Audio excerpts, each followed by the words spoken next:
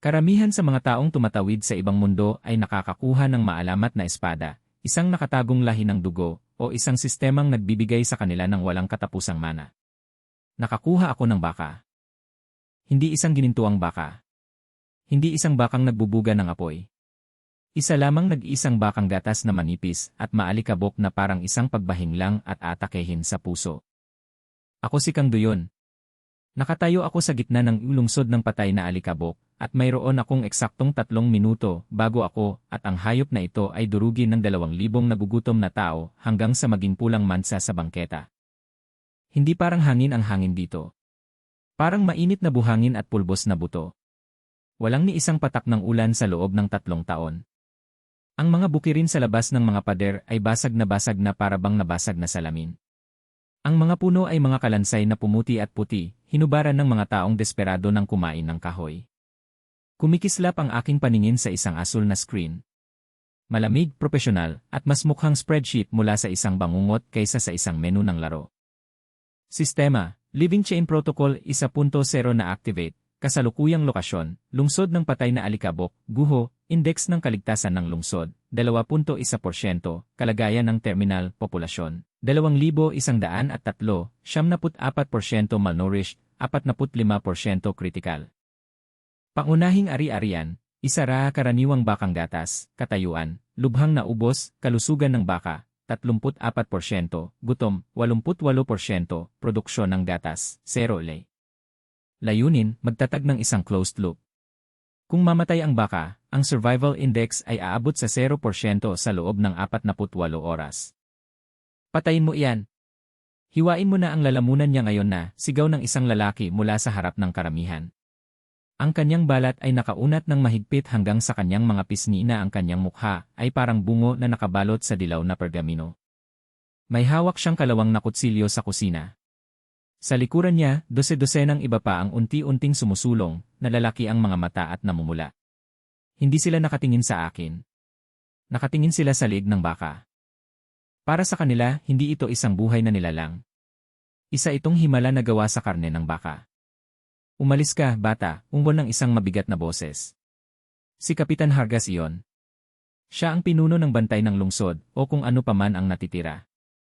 Siya ay 6 na talampakan ng taas at desperado, may hawak na sibat na mas kalawang pa sa bakal. Tumingin siya sa baka, at nakita ko ang pag-angat ng kanyang Adam's apple, habang lumulunok ng tuyong laway. Ang halimaw na ito ay pag-aari na ng lungsod ngayon, sabi ni Hargas. Hahatiin natin ang karne. 2 onsa para sa bawat mamamayan. Ito ang unang totoong protina na nakita natin simula ng kainin ang huling mola 1 taon na ang nakalilipas. Naghiyawan ang mga tao sa pagsang-ayon. Isa itong hungkag at nakakatakot na tunog. 2 onsa ng karne. Merienda yan. Para sa kanila, ito ay 3 araw na extension sa kanilang habambuhay na sentensya. Humakbang ako papunta sa harap ng baka. Sobrang lakas ng tibok ng puso ko, naririnig ko na, pero kailangan kong maging pinakamatalino sa plaza na ito dahil ako talaga ang pinakamahina. Kapitan, kung papatayin mo ang bakang ito, hindi mo mapapakain ang lungsod, sigaw ko. Pumiyok ang boses ko, pero pinilit ko itong manatiling malakas. Pinipili mo lang ang petsa ng kanilang libing. Tumigil si Hargas, ilang pulgada na lang ang layo ng dulo ng sibat niya sa dibdib ko. Isa pang salita, bata, at ikaw na ang unang makakain. Kumurap ako at inactivate ng system ang living balance. Isang pulang holographic projection ang lumitaw sa ibabaw ng baka na ako lang ang nakakakita. Kinakalkula nito ang mga variable ng real-time. Opsyon A, katayin ang baka, resulta, 180 kilo karne dagat. Positibo 2 isa 0 kalorya bawat tao. Pansamantalang lunas sa gutom, 12 oras. Pangmatagalang paggaling, 0.0%. Index ng kaligtasan, 0% sa loob ng 3 araw. Opsyon E, manatiling buhay, protokol ng kawing na buhay, kasalukuyang pangangailangan, 30 kilo na halaman 20 na tubig. Tinatayang produkto, 5 na gatas araw, panimulang produkto, unang kawing, kaligtasan ng sanggol. Pangalawang kawing, pataba ng hayop pagpapanumbalik ng lupa. Index ng kaligtasan, 35% sa loob ng 6 na buwan. Tiningnan ko ng diretsyo si Hargas. Kapitan, alam kong gutom ka na. Pero tingnan mo ang bilang. May 2,000 tao rito. Kung kakatayin mo ang bakang ito, bawat tao ay makakakuha ng isang piraso ng karne na kasing laki ng hinlalaki. Iyan ay 200 calories. Hindi nito mapipigilan ang pagkirot ng kanilang mga tiyan bukas ng umaga. Mabuti na to kaysa wala, sigaw ng isang tao mula sa likuran. Talaga? Gumanti ako ng sigaw. Kapitan, tingnan mo ang anak mo.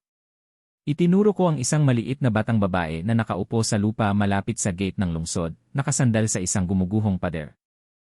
Masyado siyang nanghihina para sumali sa sigawan. Namumula ang kanyang mga mata at nalalagas ang kanyang buhok. Mamamatay na siya, Hargas. Nagsasara na ang sistema niya sa pagtunaw. Kung bibigyan mo siya ng hilaw at matigas na karne ng baka ngayon, hindi kakayanin ng katawan niya. Mabubulunan siya o magkakasakit at ang dehydration mula sa pagtatay ang papatay sa kanya pagsikat ng araw. Alam mong tama ako. Natigilan ang kapitan. Nanginig ang dulo ng sibat. Ito ang sampal sa mukha ng malamig at mahirap na realidad. Sa isang nagugutom na lungsod, akala ng lahat ay gusto nila ng karne, ngunit hindi ito maproseso ng kanilang mga sugatang katawan. Pero gatas. Pagpapatuloy ko, habang lumalapit, hindi pinapansin ang amoy kalawang ng kanyang sibat. Ang gatas ay likidong buhay. Ito ay taba, protina, at tubig sa anyong kayang-kaya talagang sipsipin ng kanyang katawan. Bigyan mo siya ng isang tasa ng maligamam na gatas ngayong gabi, at gigising siya bukas. Bigyan mo ang bakang ito ng 1 linggong damo, at magkakaroon ako ng sapat para sa 50 batang katulad niya. Damo? Tumawa si Hargas, mapait at tuyo. Tumingin ka sa paligid mo, bata. Ang tanging tumutubo sa lungsod na ito ay mga libingan. Patay na ang lupa. Tuyo na ang mga balon. Hindi patay ang lupa, sabi ko habang tumatakbo ang isip ko. Walang laman lang ito. At hindi tuyo ang mga balon, bumabalang ang antas ng tubig. May paraan ako para mahanap ang pareho, pero kailangan ko ng 24 na oras. Kung hindi ako makakagawa ng 1 litro ng gatas pagsapit ng paglubog ng araw bukas, pwede mo akong katayin kasama ang baka. Sistema, pagtatasa ng panganib, 47% na pagkakataon ng kaguluhan. 53% na pagkakataon ng pagsunod. Nakatitig sa akin si Hargas ng mahaba at nakakapangilabot na 10 segundo. Nakikita ko ang labanan sa kanyang isipan. Gusto ng sundalo ang karne. Gusto naman ng ama ang gatas. 24 na oras, sa wakas ay ungol ni Hargas. Humarap siya sa karamihan. Sinumang humawak sa hayop na ito bago lumubog ang araw bukas ay mananagot sa aking sibat. 3 taon na kaming naghintay para mamatay, maaari pa kaming maghintay ng 1 araw. Hindi umaalis ang mga tao. Umaatras lang sila sa mga anino ng mga gusali, pinapanood kami na parang mga buitre. Ramdam ko ang kanilang mga mata. Humarap ako sa baka. Nakasandal siya sa akin, mababaw ang paghinga. Katayuan ng baka, gutom 88%. Dehydration, malala. Oras ng pagkamatay, 14 na oras. Wala akong 24 na oras. Mayroon akong 14. Inactivate ko ang susunod kong kagamitan, Mark of Utility. Nag-iba ang paningin ko. Ang kulay abo at isang kulay na mga guho ng lungsod ay biglang nagkaroon ng mahinang liwanag. Karamihan sa mga bagay ay pula, walang silbi, o kulay abo, neutral. Pero malapit sa luma at gumuhong mga tubo ng paagusan sa hilagang pader, nakikita ko ang isang mahina at kumikislap na berdeng liwanag. Natukoy na mapagkukunan, malalim na nakaugat na sedge, matibay sa tagtuyot, nutrisyonal na halaga, mababa, mataas sa fiber, katayuan, accessible. Dami, 45 kilo. Nakikita ko rin ang isang dilaw na liwanag na nagmumula sa isang tambak ng mga durog na bato malapit sa lumang pabrika ng balat. Natuklasan ang pinagkukunang yaman, walang tuluyang pagtaga sa ilalim ng lupa, katayuan, hindi maaaring inumin ng mga tao. Maaaring inumin ng mga ruminan pagkatapos ng pangunahing pagsasala. Kailangan ko ng 3 tao, sigaw ko sa mga anino. Ayokong sundalo. Gusto ko ng mga taong may sapat pa ring lakas para maghukay. May pagkain ng hayop sa mga imbornal sa hilaga. Mga damong hindi mo makakain, mababali ang mga ito sa iyong mga bituka, pero kayang gawin itong gatas ng bakang ito. Isang batang lalaki, mga 12 taong gulang, ang lumabas mula sa likod ng isang kulungan. Payat siya, ngunit matalas ang kanyang mga mata. Ang aking tanda ng kagamitan ay kumikislap ng ginto sa kanya. Kandidato, Ren, tungkulin, scout-gatherer, katangian, alirat, alam ang bawat nakatagong crawl space sa lungsod. Katapatan, 1-0%, kahina-hinala. Alam ko kung nasaan ang berdeng halaman, sabi ng bata, pabulong ang boses. Pero bakit kita tutulungan? Kung mamatay ang baka, baka makakuha ako ng kapirasong katad na makakain ko. Kung mabuhay ang baka, sabi ko, ikaw ang makakakuha ng unang tasa ng gatas. At ikaw ang mag-aalaga nito. Gusto mo bang maging mangangaso ng basura, o gusto mong maging magsasaka? Parang kwentong engkanto ang salitang magsasaka sa lugar na ito. Tumingin si Ren sa baka, pagkatapos ay sa akin. Tumango siya ng isang beses. Mabuti, sabi ko. Ren, magdala ka ng 2 pa. Pumunta ka sa hilagang alulod. Hilahin mo lahat ng berdeng dahon na makita mo. Huwag mong kainin. Kapag may nakita akong kahit isang dahon sa bibig mo, wala nang saysay. Habang paalis sila, lumingon ako sa baka. May plano ako pero napakahirap ng kalkulasyon. Ang 30 kilo ng mga damo ay magbibigay sa kanya ng sapat na enerhiya upang mabuhay, ngunit hindi sapat upang makagawa ng gatas. Para makakuha ng gatas, kailangan ko ng chain boost. Kailangan kong makilala ng sistema ang isang nakumpletong siklo. Tinitignan ko ang tuyot at bitak-bitak na lupa sa ilalim ng mga kuko ng baka. Kalidad ng lupa, 0.2 paghahati 100, sterile. Kung kakain siya, maglalabas siya ng dumi ng hayop. Kung ihahalo ko ang duming iyon sa tubig na tumatagas at sa banlik mula sa alulod, makakagawa ako ng growth patch. Kung makikita ng sistema na ginagawang buhay ko ang basura, ibibigay nito sa akin ang unang chain reward. Pero may problema ako. Para makarating sa tubig na tumatagas, kailangan kong dumaan sa Tannery District. At doon nakatira ang pangkat na quick fix, ang mga taong ayaw maghintay ng gatas. Sinuri ko ang aking mga istatistika. Kang duyon, lakas, 4, liksi, 5, katalinuhan, 9, enerhiya, 1-0 paghahati 1-0. Ako'y isang mahinang bata na may baka. At sa loob ng 4 na oras, lulubog na ang araw. Ang gabi sa lungsod ng patay na alikabok ay hindi nagdudulot ng ginhawa. Nagdadala lamang ito ng lamig, isang tuyot at nanunuot na lamig na tumatagos sa iyong mga buto. May 12 oras pa ako. Kasalukuyang katayuan, 11 oras 45 minuto gutom sa baka, 72%, critical, dehydration ng baka, 74%, malapit ng mamatay, abot ng gatas, 0.0 li. Ang baka ay nakahiga sa lupa ng gitnang plaza. Ang kanyang paghinga ay parang pagkuskos ng papel de liha. Kung hindi siya makakakuha ng tubig at fiber sa susunod na 3 oras, magsisimulang magsara ang kanyang mga organo. Kung mamamatay siya, tatago sa dibdib ko ang sibat ni Hargas bago tumigil sa pagtibok ang kanyang puso. Si Ren, ang batang lalaking nirecruit ko, ay nawala na sa dilim patungo sa North Drain kasama ang 2 pang nagugutom na bata. Ngunit ang mga sedge na kanilang tinitipon ay tuyo at mahibla. Para sa isang naghihinalong baka, parang sinusubukang kumain ng soup, kailangan niya ng tubig para maproseso ito. Kailangan niya ng slurry. Dito ka lang, bulong ko sa baka. Huwag kang mamatay. Utos yan. Patungo ako sa Tannery District. Ang aking mark of utility ay kumikislap na dilaw na gumagabay sa akin patungo sa stagnant seepage. Ang tannery ay isang sementeryo ng mga tangke at nabubulok na katad. Amoy ammonia at matandang kamatayan ang amoy nito. Ngunit higit sa lahat, ito ang teritoryo ng pangkat na quick fix. Ito ang mga taong hindi naniniwala sa bukas. Kung makita nila ako, hindi sila magsasalita, titimbangin lang nila ang mga damit ko at magpapasya kung sulit ba ang pagpapahirap sa paghuhubad ng bangkay ko.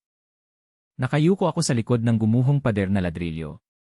Ang aking mark of utility ay nagtatampok ng isang partikular na lugar sa ilalim ng isang mabigat na tipak ng bato malapit sa isang basag na tangke.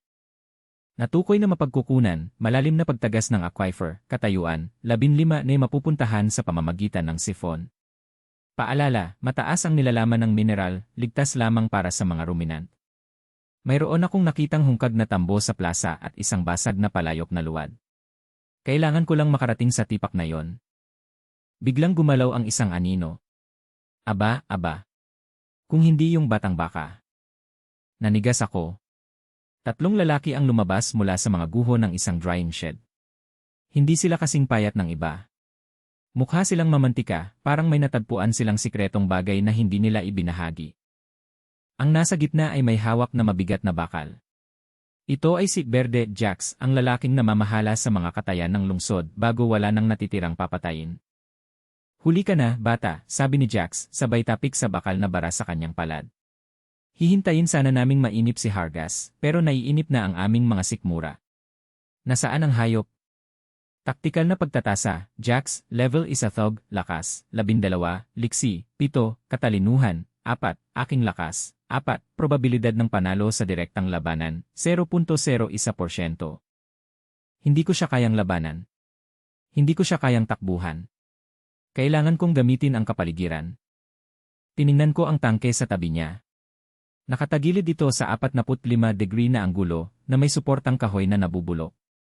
Ang aking mark of utility ay nagkislap ng isang maliit na pulang tuldok sa kahoy. Kahinaan sa istruktura, pinsala ng anay panandang pandagdag tuyong pagkabulok. Ang pagtama sa lakas na 1-0 dagina ay magdudulot ng pagguho ng tangke. Sa loob ng tangking iyon ay may 1 galon ng luma at purong taning asid, apog at asupre. Nasa plaza ang baka, Jax. Napapaligiran ang 50 gwardiya, sabi ko, pinapanatiling matatag ang boses ko. Pero hindi ka nandito para sa baka. Nandito ka dahil alam mong kung papaganahin ko ito, mawawala ang kapangyarihan mo sa supply ng pagkain. Gusto mo ang mga taong desperado. Ginagawa silang madali nitong pamunuan. Gusto ko ang mga taong parang karne, ungol ni Jax habang humahakbang papalapit. At mukha kang payat. Iniswing niya ang bar. Sumisid ako pakaliwa, tumatama ang balikat ko sa matutulis na ladrilyo. Mabagal siya dahil mayabang siya. Teka, sigaw ko, sabay turo sa tipak ng bato. May tambak na butil sa ilalim ng batong yan. Itinago ko yan pagdating ko. Napahinto si Jax. Sakim na lumipat ang mga mata niya sa batong tinutunton ko. Butil. Sa impyernong hukay na ito. Tingnan mo nga, sabi ko, habang lumalayo patungo sa nakahilig na tangke. Sumenyas si Jax sa isa sa kanyang mga tauhan. Tumakbo ang alipors papunta sa slab at sinimulan itong halughugin. Naghahanap siya ng pagkain. Nalilito siya. Humakbang palapit sa akin si Jax sa ilalim mismo ng anino ng nakahilig na tangke. Kung nagsisinungaling ka, bata, babalatan kita na parang dalandan. Hindi ako nagsisinungaling, sabi ko, at sinipa ko ang nabubulok na suportang kahoy gamit ang lahat ng hawak ko. Bitak. Nabibiyak ang kahoy na parang tuyong buto. Umungol at dumudulas ang napakalaking tangking may lining na tinga. Sakto sa pagtingala ni Jax nang makita ang isang alon ng itim at mabahong likido na bumagsak sa kanya. Napasigaw siya nang tumama ang alkaline solution sa kanyang mga mata at balat. Hindi ito agarang kamatayan pero napakasakit. Nataranta ang dalawa niyang tauhan, nadula sa putik habang sinusubukan siyang hilahin palayo. Hindi na ako makapaghintay na manood. Kumapit ako sa slab, itinulak ang hungkag na tambo sa siwang na nakita ko kanina at nagsimulang sumipsip. Tubig na pangsifon, 1 re. 5 li.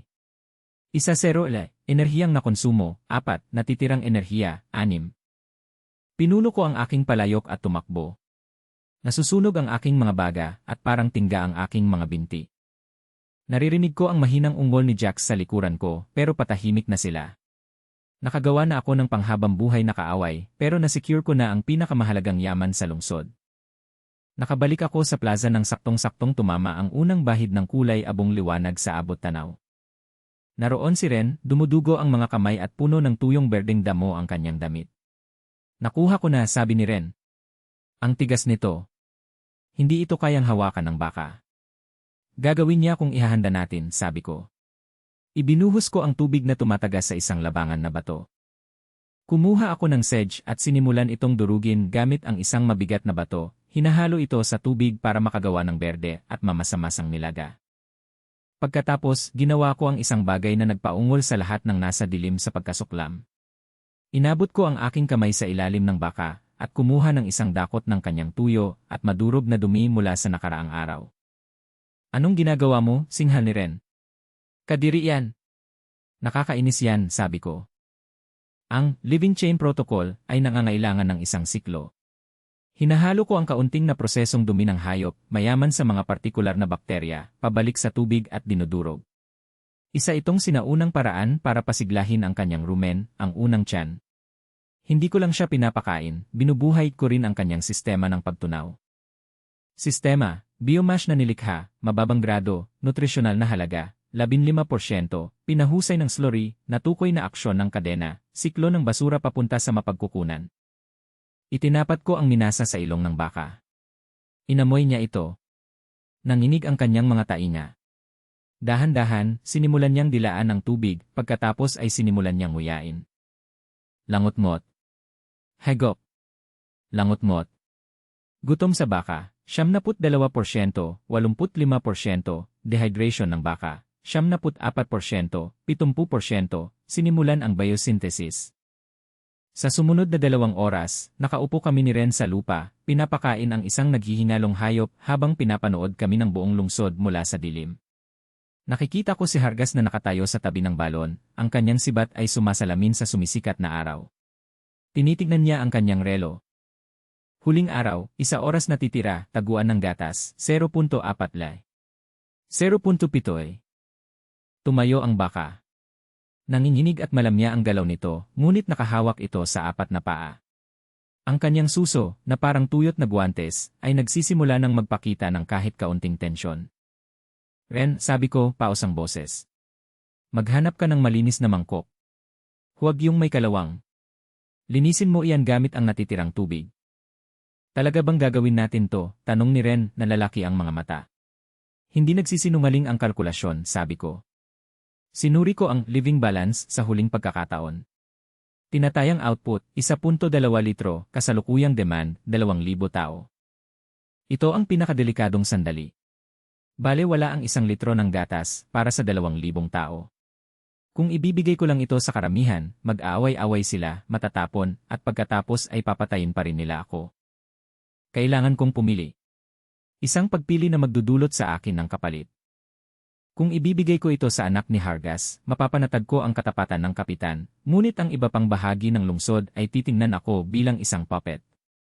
Kung ibibigay ko ito sa mga manggagawa, masisimulan na natin ang mga bukid, pero patuloy na mamamatay ang mga bata. Kung ibibigay ko ito kay Ren at sa mga bata, makakabuo ako ng kinabukasan, pero mawawala ang proteksyon ko ngayon. Lumapit si Hargas. Opisyal nang nasa itaas ng abot tanaw ang araw. Tapos na ang oras, bata, sabi ni Hargas. Tiningnan niya ang baka. Nakatayo na siya. Ibibigay ko sa iyo yan. Pero nasaan ang buhay na ipinangako mo?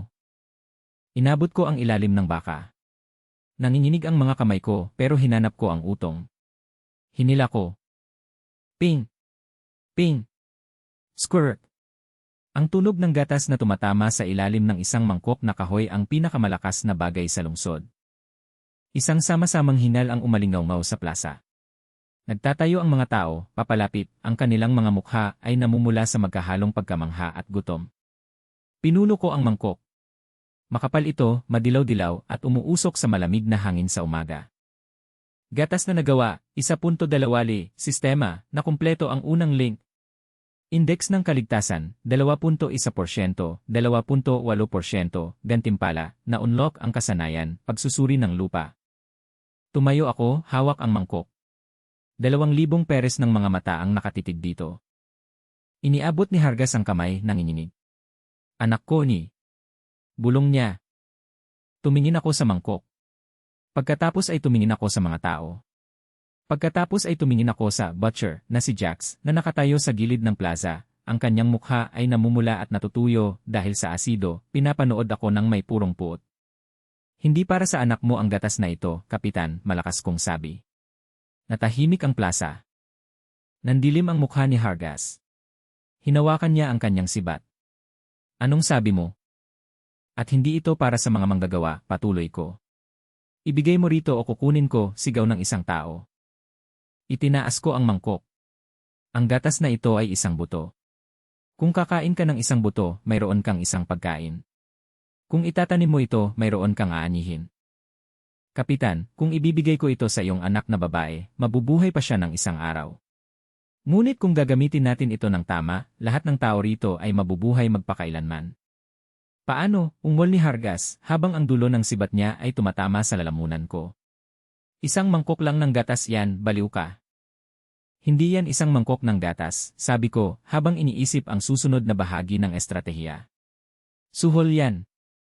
Ang dulo ng sibat ni Hargas ay parang malamig at kinakalawang nakarayom na tumatama sa balat ng aking lalamunan. Nakikita ko ang mga ugat na lumalabas sa kanyang noo, isang mapa ng dalisay at walang bahid na desperasyon. Sa likuran niya, 2,000 nagugutom na kaluluwa ang natahimik, ang kanilang sama-samang paghinga ay pigil na pigil sa paghapdi ng baga. Napakatahimik ng hangin na maririnig mo ang pagtalon ng pulgas. Naghihingalo ang anak ko, bulong ni Hargas, nanginginig ang boses dahil sa halong kalungkutan at balak na pumatay. Nasa kamay mo na ang lunas, bata. At tinatawag mo pa itong suhol. Pinaglalaruan mo ang puso ng isang ama habang siya ay unti-unting nawawala. Hindi ako kumukurap. Kahit isang kislap lang ng takot ang ipakita ko, mabibigo ang sistema. Binari ang lohika ng kapangyarihan sa lungsod na ito, ikaw ang mandaragit o ang biktima. Babala ng sistema, mataas na antas ng stress, pagsalakay sa presyo, 75%, sansa ng agarang pagpatupad, 88%, mga aktibong protocol, living balance marka ng utility. Suhol iyan para sa hinaharap, Kapitan, sabi ko, ang boses ko ay umalingaw sa buong plaza, tumatama sa pandinig ng bawat buitre na nakamasid mula sa dilim. Kung ibibigay ko ang buong mangkok na ito sa anak mo, mabubuhay siya ngayon.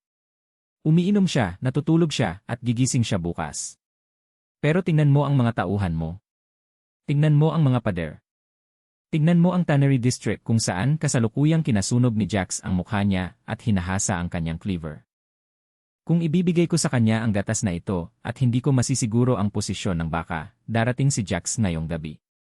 Papatayin ka niya, papatayin niya ako, at pagkatapos ay inumin niya ang gatas kasama ng bangkay ng anak mo. Iyan ba ang lunas na gusto mo? Isang 12 oras na pahinga na susundan ng isang massacre. Nanginig ang hawak ni Hargas sa sibat.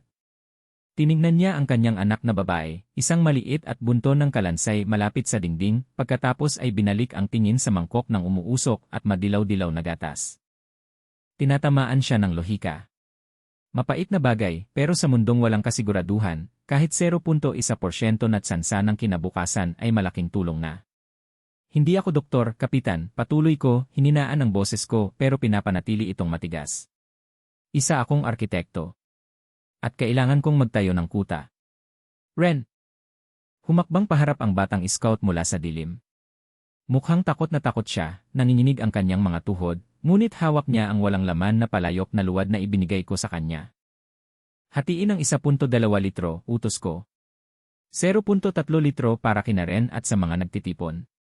Nagtrabaho sila buong gabi, kailangan nila ng calories para makahanap ng mas maraming sedge. 0.3 litro kay Silas na panday. 0.3 litro kay Garrett na karpintero. At 0.3 litro sa anak na babae ng kapitan. Nanlaki ang mga mata ni Hargas. Bibigyan mo siya ng 1/4. Pagkatapos ng lahat ng usapan na yan. Sahod niya yan, matatag kong sabi.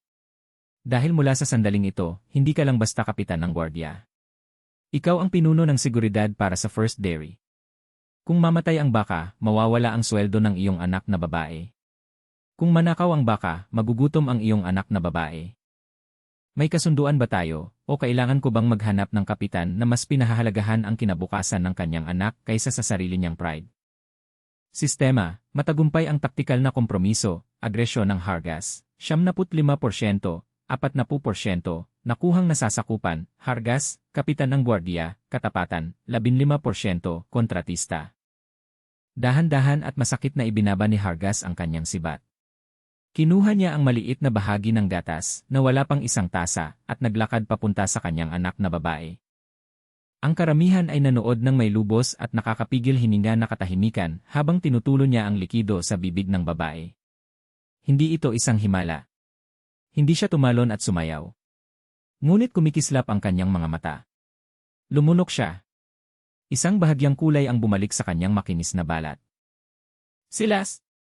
Garrett, sigaw ko, hindi binibigyan ng oras ang mga tao para mag-isip o magrebelde. Humakbang kayo pasulong. 2 lalaki ang lumabas mula sa karamihan. Si Silas ay isang lalaking may malabundok na kilay at mga kamay na parang palihan. Payat si Garrett, ang mga daliri ay parang buhol-buhol na kahoy at mga matang kayang makakita ng baluktot na pako sa isang tumpok ng mga durog na bato. Tiningnan nila ang gatas sa palayok ni Ren nang may gutom na halos mabaliw. Mayroon akong 0.3 litro para sa bawat isa sa inyo, sabi ko. Pero hindi ako nagbabayad ng walang bayad. Silas, kailangan ko ng 5 balde na naayos na at isang mabigat na mekanismo ng paglalak para sa kulungan. Gareth, kailangan ko ng pinatibay na kulungan na may double entry gate at nakatagong floor drain. Mayroon ka hanggang sa paglubog ng araw. Kung tapos na ang trabaho, uminom ka. Kung hindi, ang gatas ay mapupunta sa susunod na tao sa pila. Ito ang bagong ekonomiya ng lungsod na ito. Ipinagpapalit natin ang paggawa para sa buhay. Demonyo ka, bata, ungol ni Silas habang pinupunasan ang uling sa noo. Nagbabayad gamit ang likidong ginto. CJ. Tutunawin ko ang mga lumang bisagra ng gate. Ito ang magiging pinakamatibay na kandado sa nabubulok na lungsod na ito.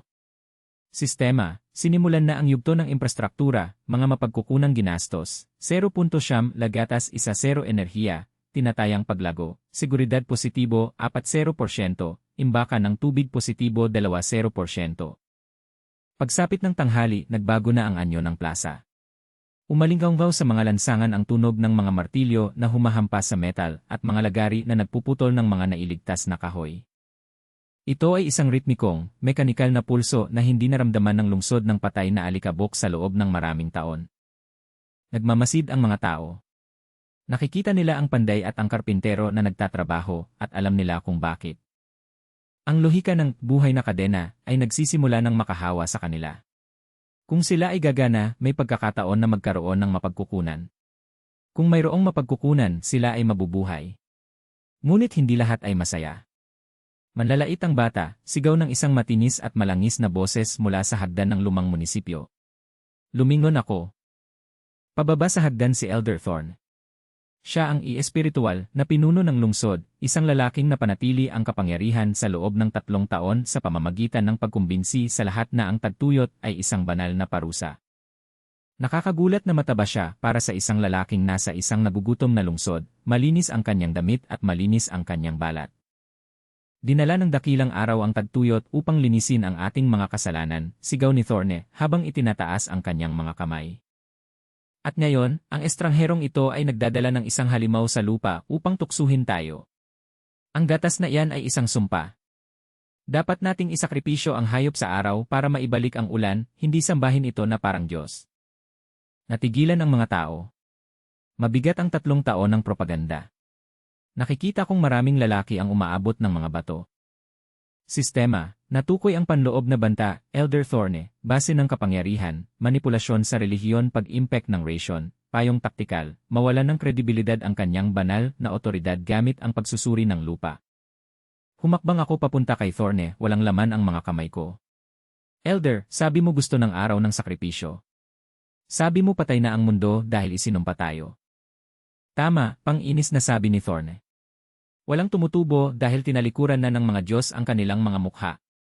Kung gayon, bakit, sabi ko, habang isinaaktibo ang pagsusuri ng lupa, ang lupa sa ilalim ng iyong pribadong hardin sa likod ng munisipyo, ay kasalukuyang nasa antas ng pagkamayabong na 15 paghahati 100, habang ang natitirang bahagi ng lungsod ay nasa 0.1. Namutla si Thorne. Ano-anong kalokohan ang pinagsasabi mo? Naglakad ako papunta sa gilid ng hagdan ng town hall at sinipa ang lupa. Sa aking paningin, isang berdeng liwanag ang kumikislap sa kailaliman ng lupa. Sinasabihan mo ang mga taong ito na magutom habang itinatago mo ang isang sagradong balon sa ilalim ng iyong mga tabla ng sahig. Ginagamit mo ang tubig sa pagtatanim ng mga kamatis habang kinakain nila ang balat ng kahoy. Ayaw mo ng sakripisyo na magdadala ng ulan, Thorne. Gusto mo ng sakripisyo dahil ang baka ko ang unang bagay sa loob ng 3 taon na hindi mo kontrolado. Lumingon ako sa karamihan. Sino ang gustong makakita ng lihim na hardin ng matatanda? Iba ang dagundong na nagmumula sa mga tao sa pagkakataong ito. Hindi ito dagundong ng gutom, kundi dagundong ng pagtataksil. Sumugod sila patungo sa munisipyo. Sinubukan ni Thorne na sumigaw para tawagin ang kanyang mga personal na gwardiya, ngunit tumabilang ang mga tauhan ni Hargas. Nakita nilang kumupas ang kanilang mga anak na babae habang nanatiling mataba si Thorne. Sa loob ng 10 minuto, hinuhubaran na ang munisipyo. Kinalagkad palabas si Thorne, punit ang kanyang kasuotan. Natagpuan nila ang balon. Mababaw ito, halos tuyo, ngunit naroon ito. At natagpuan nila ang kanyang itinago, 10 sako ng butil na nakatago sa likod ng isang huwad na pader. Kapitan, sabi ko kay Hargas, na pinagmamasdan ang kaguluhan ng may malungkot na ngiti. Bantayan mo ang mga butil na iyan.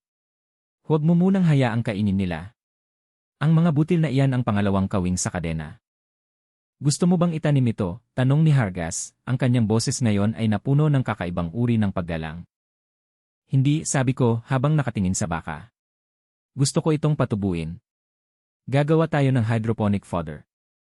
Pinapakain namin ang baka ng mga usbong, pinapatriple ang produksyon ng gatas niya, at ang dumi ng hayop na nalilikha niya ganoon namin binabawi ang natitirang alikabok na ito sa lupa.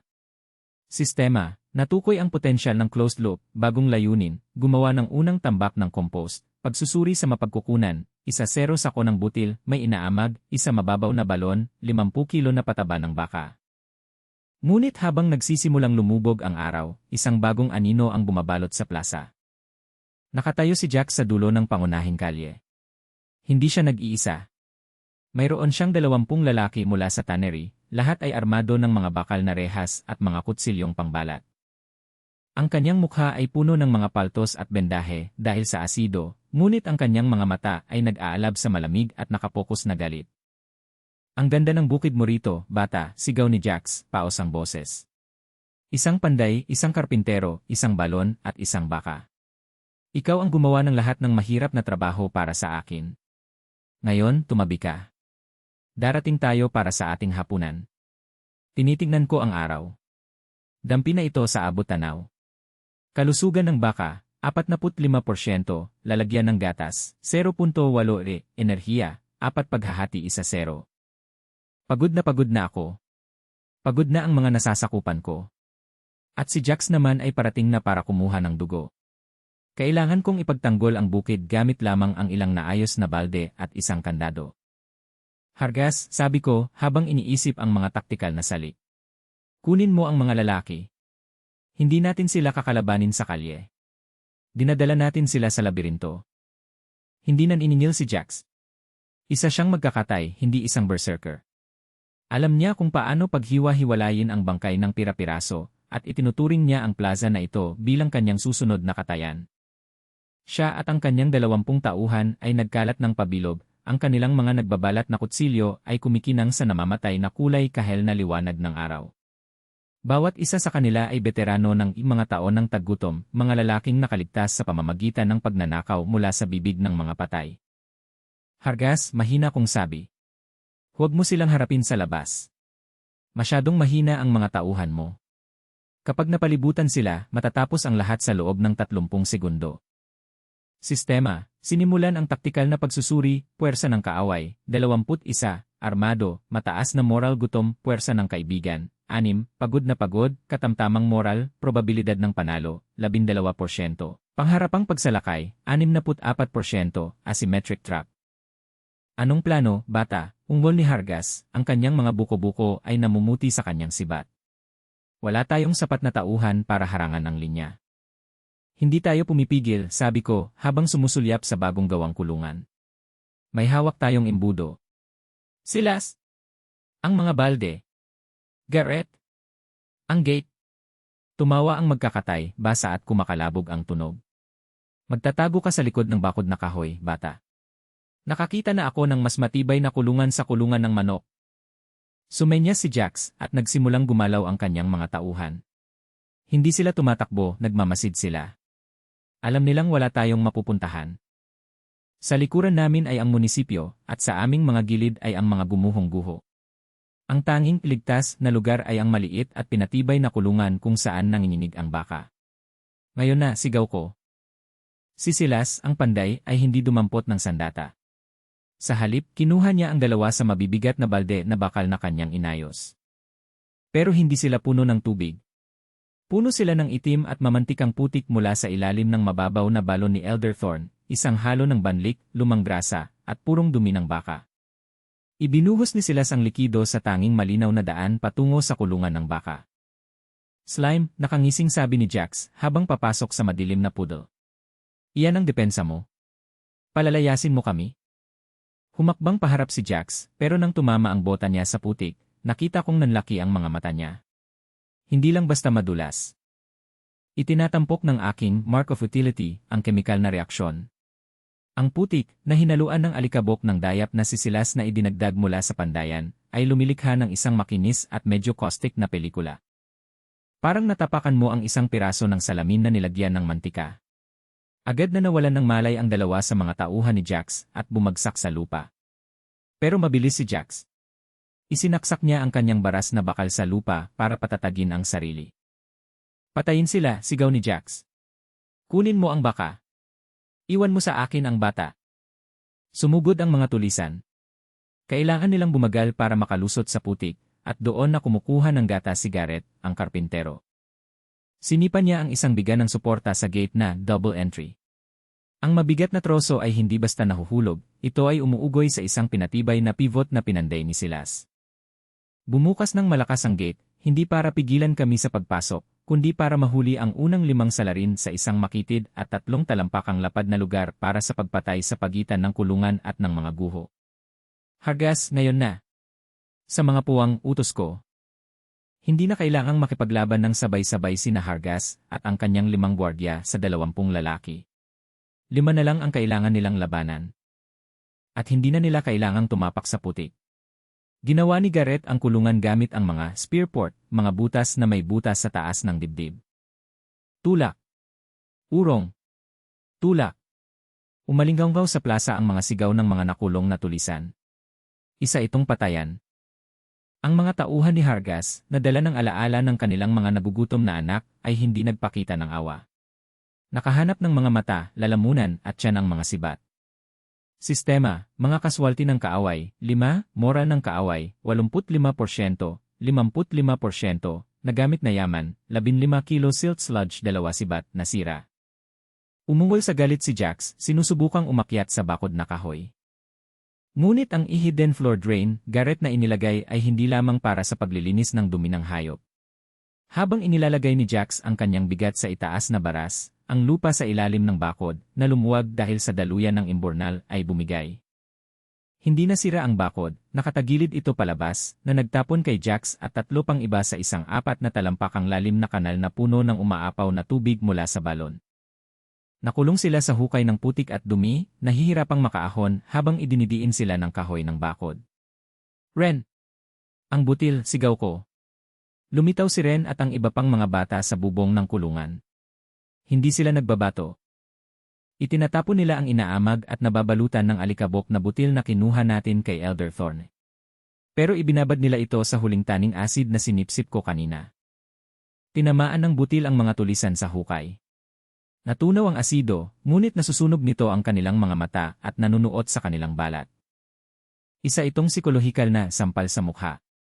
Pumunta sila para kumain, at ngayon ay binabato sila ng mismong pagkain hinahanap-hanap nila, ngunit ito ay may lason. Tapos na, Jax, sigaw ko, habang nakatayo sa ibabaw ng hukay. Hawak ko ang isang mabigat na sulo na kinuha ko mula sa munisipyo. Nasa lalamunan mo na ang sibat ng kapitan, at ang mga tauhan mo ay maaaring patay na o bulag. Ihulog mo ang baras na bakal, o titingnan ko kung gaano kahusay masunog ang putik na pangtanim na yan. Tumingala sa akin si Jax. Ang mukha niya ay maskara ng putik at puot. Tiningnan niya ang mga natitirang tauhan niya, ang mga nasa labas ng hukay. Umaatras na sila. Nakita nila ang 5 sa kanilang mga kapatid na naging mga unan sa loob ng 30 segundo. Nakita nila ang kapitan, na pinalakas ng gatas, na parang isang mapaghiganting Diyos. Binitawan ni Jax ang bar. Sumubsob ito sa putikan. Sa tingin mo nanalo ka na, bata. Dumura ni Jax habang pinupunasan ang butil na basa ng asido sa kanyang mata. Mas malaki ang naitayo mong target. Maririnig ng mga tao ang tungkol dito. Mga mananakop. Mga warlord. Darating sila para kunin ang iyong likidong ginto na may kasamang mahigit 20 tauhan.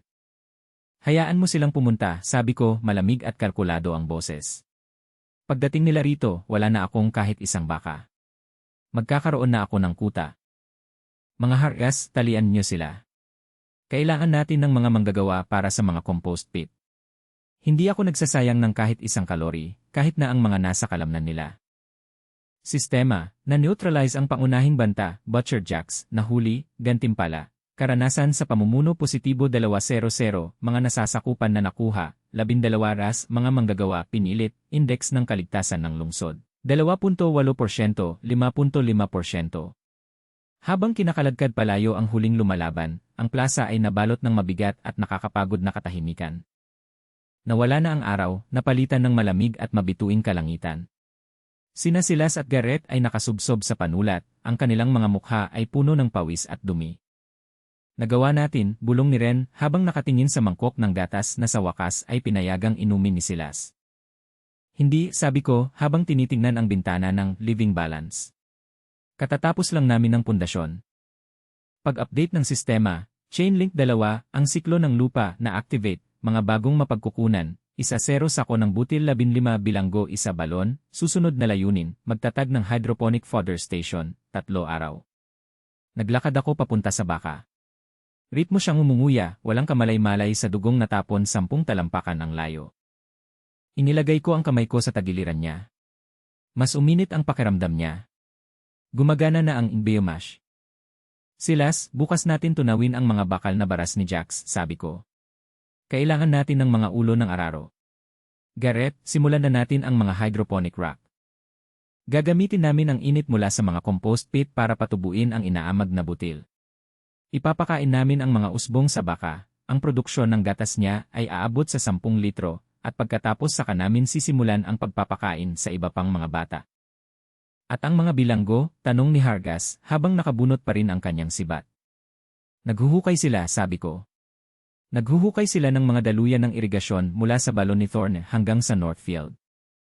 Kung magtatrabaho sila, makakakuha sila ng 1 tasa ng Milky Way sa pagtatapos ng araw. Kung hindi, sila ang magiging susunod na patong ng compost. Sa lungsod na ito, lahat ay kabilang na sa chain ngayon. Natanaw ko ang mga guho. Sa unang pagkakataon sa loob ng 3 taon, hindi lang alikabok ang naamoy. Naroon ang amoy ng basang lupa at pag-asa. Pero tama si Jack sa isang bagay, nakatingin ang mundo.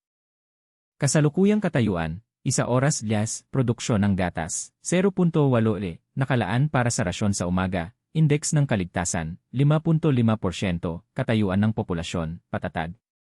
Sinuri ko ang aking enerhiya. 2 paghahati 1-0. Malapit na akong mahimatay, pero hindi pa ako makatulog. Kailangan kong kalkulahin ang mga ratio. Gaano karaming butil ang maaari nating patubuin? Ilang litro ng tubig bawat bilanggo? Ilang araw bago ang unang ani? Naupo ako sa lupa sa tabi ng baka, at kumuha ng sunog na piraso ng kahoy para simulang kamutin ang mga numero sa patag na bato. Sulit ba? Tanong ni Garrett, habang nakatingin sa mga bangkay na kinakaladkad palayo. Tiningnan ko ang anak na babae ng kapitan, na mahimbing na natutulog sa unang pagkakataon makalipas ang ilang buwan. Tiningnan ko ang baka, ang nag-iisang tuldok ng liwanag sa isang madilim na mundo. Sa isang strategy game, ang unang turno ang palaging pinakamadugo, sabi ko. Pero tingnan mo ang board, Garrett. Nasa atin pa rin ang hari. At ngayon, nasa atin na ang ginto. Pumikit ako ng saglit habang kumikislap ang asul na liwanag ng sistema sa likod ng mga talukap mata ko. Babala, may natukoy na hindi kilalang lagda sa hilagang sektor, layo, 12 milya, antas ng banta, hindi alam. Mas hinigpitan ko ang hawak sa aking piraso ng uling.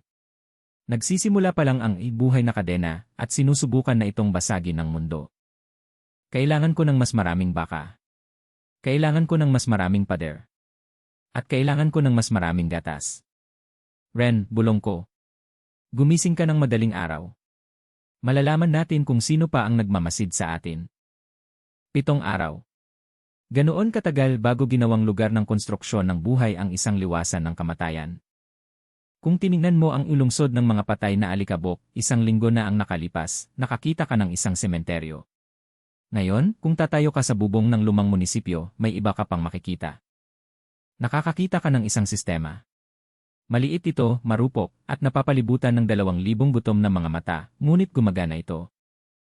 Pag-update ng sistema, ika-negatibo 1-0 araw ng protocol ng living chain, index ng kaligtasan ng lungsod, 5.5%, 8.2%, kinokontrol na teritoryo, 400 metro kwadrado, ang luntiang sona, Katayuan ng populasyon, 2,103 kwadra, 12 bilanggo, aktibong paggawa, mga mapagkukunan, 8 sako ng butil, natitira, 1 mababaw na balon, nahuhulog, 2 baka, 1 matanda, 1 busa.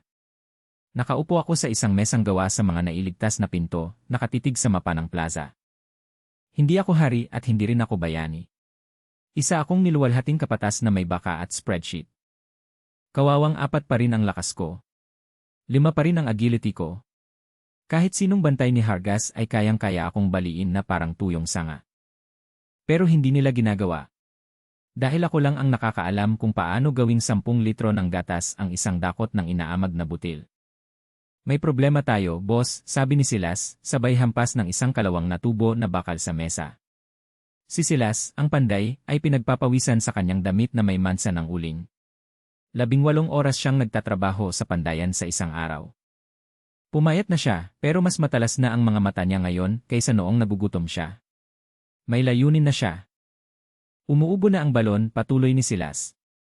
Isa si Thorn na sakim, pero tama siya sa isang bagay, bumababa na ang antas ng tubig sa lupa. Mas marami tayong nahuhugot na banlik kaysa tubig. Kung matutuyo ang balon, mamamatay ang kumpay. Kung mamamatay ang kumpay, matutuyo ang baka. At kung matuyo ang bakay, nasa lalamunan ko na naman ang sibat ni Hargas. Alam ko, pagtatapos ko para sa kanya. Pagsusuri sa mapagkukunan, supply ng tubig, kasalukuyang pag-inom, 100 na araw, kapasidad ng balon, 1,200 na natitirang, trend, negatibo, nawawalan ng 50 araw dahil sa pagsingaw at siltation. Ito ang klasikong patibong ng strategy game. Palalawakin mo ang iyong produksyon at hindi na kayang sabayan ng iyong mga base resources. Mayroon akong butil ng makina, mayroon akong trabaho, pero kulang ako sa pampadulas para sa buong makina, tubig. Garrett? Tuloy ka rito, sigaw ko. Pumasok si Garrett, ang karpintero, habang pinupunasan ang mga kusot sa kanyang mga kamay. Ginagawa niya ang mga hydroponic racks gamit ang mga lumang biga ng bubong. Sa pagitan niya at ni Silas, nilikha nila ang unang greenhouse na nakita ng lungsod na ito sa loob ng isang henerasyon. Magkwento ka nga tungkol sa mga rack, Garrett. Bigyan mo ako ng numero. Natapos na natin ang 10 rack, sabi ni Garrett habang nakasandal sa mesa. Ang bawat rack ay naglalaman ng 20 tray. Ginagamit namin ang init mula sa mga compost pit, ang mga pinagbabaligtad ng mga bilanggo, para mapanatili ang temperatura ng butil sa 80 degree. Umusbong ito ng napakabilis. Naglagay kami ng 1 kilo ng tuyong butil, nakakakuha kami ng 6 kilo ng berdeng kumpay sa loob ng 6 na araw. Isa itong himala, bata. Hindi ito himala, biyolohiya ito, angil ko. Pero kailangan ng biyolohiya ang tubig. Magkano ang nawawala sa atin dahil sa agos ng tubig? Mga 40% pag-amin ni Garrett habang nakatingin sa ibaba. Kahoy ang mga tray. Tumutulo ang mga ito. Tumatama ang tubig sa lupa at nawawala. Gawain, pagtitipid ng tubig, solusyon, paglalagay ng waterproof sa sistema, halaga, 20 kilo na tingga o 10 na dagta o 50 kilo na luwad. Wala akong tingga. Wala akong dagta. Pero ang itanda ng kagamitan ay nagpapakita sa akin ng isang ugat ng makapal at kulay abong luwad sa ilalim ng lumang North Canal, yung 1 dekada ng tuyo. Kailangan natin ang luwad na yan, sabi ko, sabay turo sa mapa. Pero ang kanal na iyan ay nasa labas ng green zone. Nasa Shadow District iyon. Ang mga dating tauhan ni Jax, yung mga hindi sumama sa atin, ay nagtatago doon. Nagugutom sila, armado sila, at hinihintay nilang magkamali tayo. Magsasama ako ng 4 na lalaki, sabi ni Hargas, na lumilitaw sa pintuan. Kanina pa siya nakikinig. Iba na ang itsura niya ngayon. Nakasuot siya ng baluti na gawa ni Silas sa isang bariles na gawa sa scrap metal. Lilinisin natin ang kanal. Kukunin natin ang luwad mo. Hindi, sabi ko. Kung papasok ka roon na may dalang mga sibat, aatras lang sila sa mga guho at babatuhin ka ng mga bato. Wala tayong sapat na bilang para sa digmaan. Kailangan natin ng kalakalan. Ano ang kalakalan? Ungol ni Silas. Wala tayong iba kundi gatas, at kulang na tayo niyan. Ipinagpapalit natin ang isang bagay na wala ang grupo ni Jax, impormasyon, sabi ko. At isang pagkakataong sumali sa chain. Mini-episode, ang negosasyon sa Shadow District. Naglakad ako papasok sa Shadow District kasama lamang si Naren at Hargas. May dala akong maliit na balde na gawa sa kahoy. Mabigat ito. Katayuan, pagpasok sa neutral pagalit na teritoryo, bilang ng kaaway, 40 panandang pandagdag, tinatayang, antas ng panganib, mataas. Ang Shadow District ay isang labirinto ng mga gumuhong paupahan at makikipot na eskinita. Amoy usok ito ng kahoy at kawalan ng pag-asa. May mga matang nakadungaw mula sa mga basag na bintana. Ang mga taong ito ang mga nawawala, yaong mga hindi naniniwala sa baka, o yaong mga takot na takot umalis sa kanilang mga guho. Tumigil ka dyan, cowboy, sigaw ng isang boses mula sa balkonahe sa ikalawang palapag. Lumabas ang isang lalaking nagngangalang Kyle. Siya ang tinyente ni Jax. May hawak siyang pana, isang bihirang sandata sa lungsod na ito. Kinakalawang na ito, pero sa taas na 10 talampakan, tatama ito sa puso ko bago pa man kumurap si Hargas. Ang layo mo na sa bukid mo, pang-inis na sabi ni Kyle. Namatay ba ang baka? Pumunta ka ba para magmakaawa? Maayos naman ang baka, Kyle. Mas maayos naman siya kaysa maayos. 12 ang nagagawa niyang gatas sa isang araw, pagsisinungaling ko. Siya mang aktwal na bilang, pero sa isang negosasyon, lagi mong pinapalobo ang halaga ng ari-arian. Nandito ako dahil kailangan ko ng luwad mula sa kanal. At nandito ka dahil sawa ka ng kumain ng daga. Inilapag ko ang balde sa mga bato. Binuksan ko ang takip. Umalinggaw ang amoy ng sariwa at maligamam na gatas, ang produktong keso na ginagawa namin ni Silas. Matamis, mataba at amoy buhay. Nakikita kong kumukunot ang ilong ni Kyle. Nakikita kong yumuko ang mga lalaking nasa likuran niya. Iyan ang whey, sabi ko. Mataas sa protina, madaling imbak. Mayroon akong 10 galon nito. Hindi ko ito kailangan. Gusto ko ang luwad sa ilalim ng kanal. Kung hahayaan mong maghukay ang mga tauhan ko ng 3 oras, mapapasa iyo na ang baldeng ito. At bukas, kung maganda ang luwad, magdadala ako ng 1 galon ng tunay na luwad. Taktikal na pagkalkula, ang kawit, alok, isariway, halaga, 0 para sa akin, sayang lang, pag-access sa clay, mahahalagang yaman, psikolohikal na salik, nagugutom sila. Ang sunk cost ng isang laban ay mas mataas kaysa sa gantimpala ng isang kalakalan. Tumingin si Kyle sa balde. Tiningnan niya ang payat at walang armas kong pangangatawan. Alam niyang kaya niya akong patayin at kunin ang balde. Kung papatayin mo ako, Kyle, makakakuha ka ng 1 litro ng whey, sabi ko, na parang nababasa ang iniisip niya. At pagkatapos ay susunugin ni na Hargas at ng kanyang mga gwardya ang distritong ito. Maaaring mapatay mo ang ilan sa kanila, ngunit ang balon ay malalason, ang baka ay kakatayin sa kabuluhan, at babalik ka sa pagkain ng mga daga hanggang sa mamatay ka sa loob ng 1 linggo. O, hayaan mo kaming maghukay. Makakakain ka. At sa 1 buwan, kapag luntian na ang mga bukid, makakakuha ka ng trabaho. Matagal akong tinitigan ni Kyle. Sobrang lalim ng tensyon na nalalasahan ko ang alat sa hangin. Maghukay ka, sa wakas ay ungol ni Kyle. Pero kung makakita ako ng sibat na nakatutok sa mga tauhan ko, tutusukin ko ang ulo mo. Matagumpay ang kalakalan, nakamit ang pag-akses sa luwad, nakamit ang katapatan, Shadow District, neutral maingat. Yugto ng konstruksyon, ang lining na luwad ang mga bilanggo ay nagtatrabaho na parang mga demonyo. Sa ilalim ng mapagmatsyag na mata ni Hargas, nagbubuhat sila ng mga sled ng kulay abo at malagkit na luwad mula sa kanal pabalik sa green zone. Sina Silas at Garrett ang bahala. Ito ang bahaging gustong-gusto ng mga manonood, ang paano ng kaligtasan. Lalagyan natin ng kalahating pulgada ng luwad na pinatuyo sa apoy ang mga hydroponic tray, paliwanag ni Silas sa mga manggagawa. Pagkatapos ay gagawa tayo ng isang closed-loop na sistema ng kanal. Anumang tubig na umaagos mula sa itaas na rack ay mapupunta sa pangalawa. Anumang tubig mula sa pangalawa ay mapupunta sa pangatlo. Ang pinakaibabang rack ay dumadaloy papunta sa isang collection barrel at ibinabalik namin ito sa itaas. Proyekto, ang closed-loop racks, mga mapagkukunan, 200 kilo na luwad, 1 0 na salbar na tubo, 5 manggagawa, oras, 48 oras. Ginugugol ko ang susunod na 2 araw sa pagbibilang. 1 0 rack. 200 tray. Ang bawat tray ay tumutubo ng 5 kilo ng mga usbong. Kabuang ani araw-araw, 160 kilo ng sariwa at berdeng kumpay. Pero narito ang mas nakakainis, ang i-ekonomiya ng init. Hindi natin maaaring iwan na lang sa araw ang mga compost pit, sabi ko kay Garrett. Kailangan nating magtayo ng mga patungan sa ibabaw ng mga hukay. Ang nagpapaasim na dumi at dumi ay nagbubunga ng natural na init. Kinukuha namin ang init na yon gamit ang mga nasamsam na salamin at balat ng baka. Ito ay isang greenhouse effect. Hindi namin kailangan ng panggatong. Ginagamit namin ang sariling dumi ng baka para sa pagtatanim ng kanyang pagkain. Pananaw sa sistema, natukoy ang synergy, pataba, init panandang pandagdag pataba, butil na sinubong, pagkain ng baka, gatas panandang pandagdag pataba, kahusayan ng kadena, positibo 25%. Nang matapos ang unang siklo, nakakagulat ang mga resulta. Ang baka, na pinangalanan ni Ren na Bessie, laban sa aking praktikal na payo, ay mukhang ibang hayop. Makintab ang kanyang balahibo. Nawawala ang kanyang mga tadyang sa ilalim ng isang patong ng malusog na taba. At mabigat ang kanyang suso. Pang-araw-araw na ulat, ika-negatibo 14 na araw, produksyon ng gatas, 14.5 litro, labis, 4.5 litro. Ano ang gagawin natin sa sobra? Tanong ni Hargas. Nakatayo siya sa tabi ng mesa ng pamamahagi.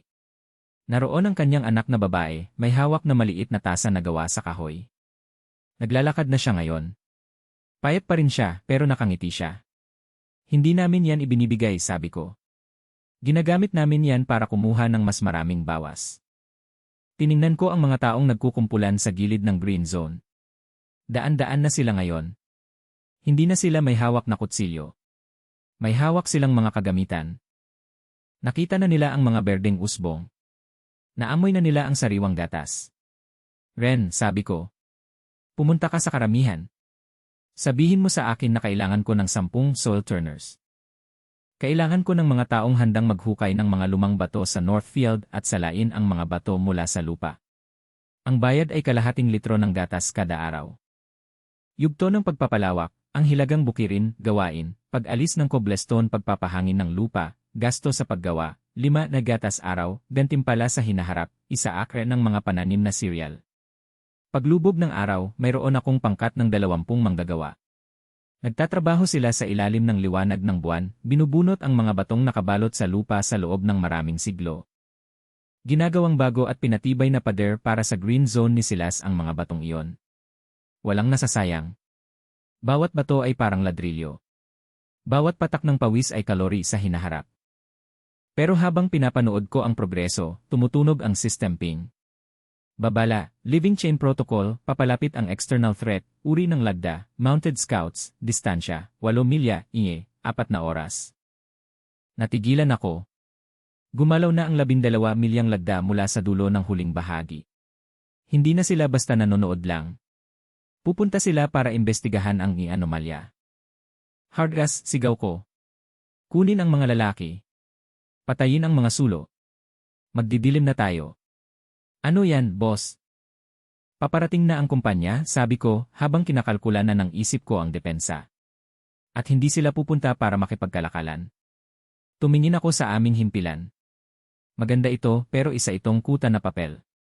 Isang palaso na may apoy ay kayang magpabagsak sa kulungan.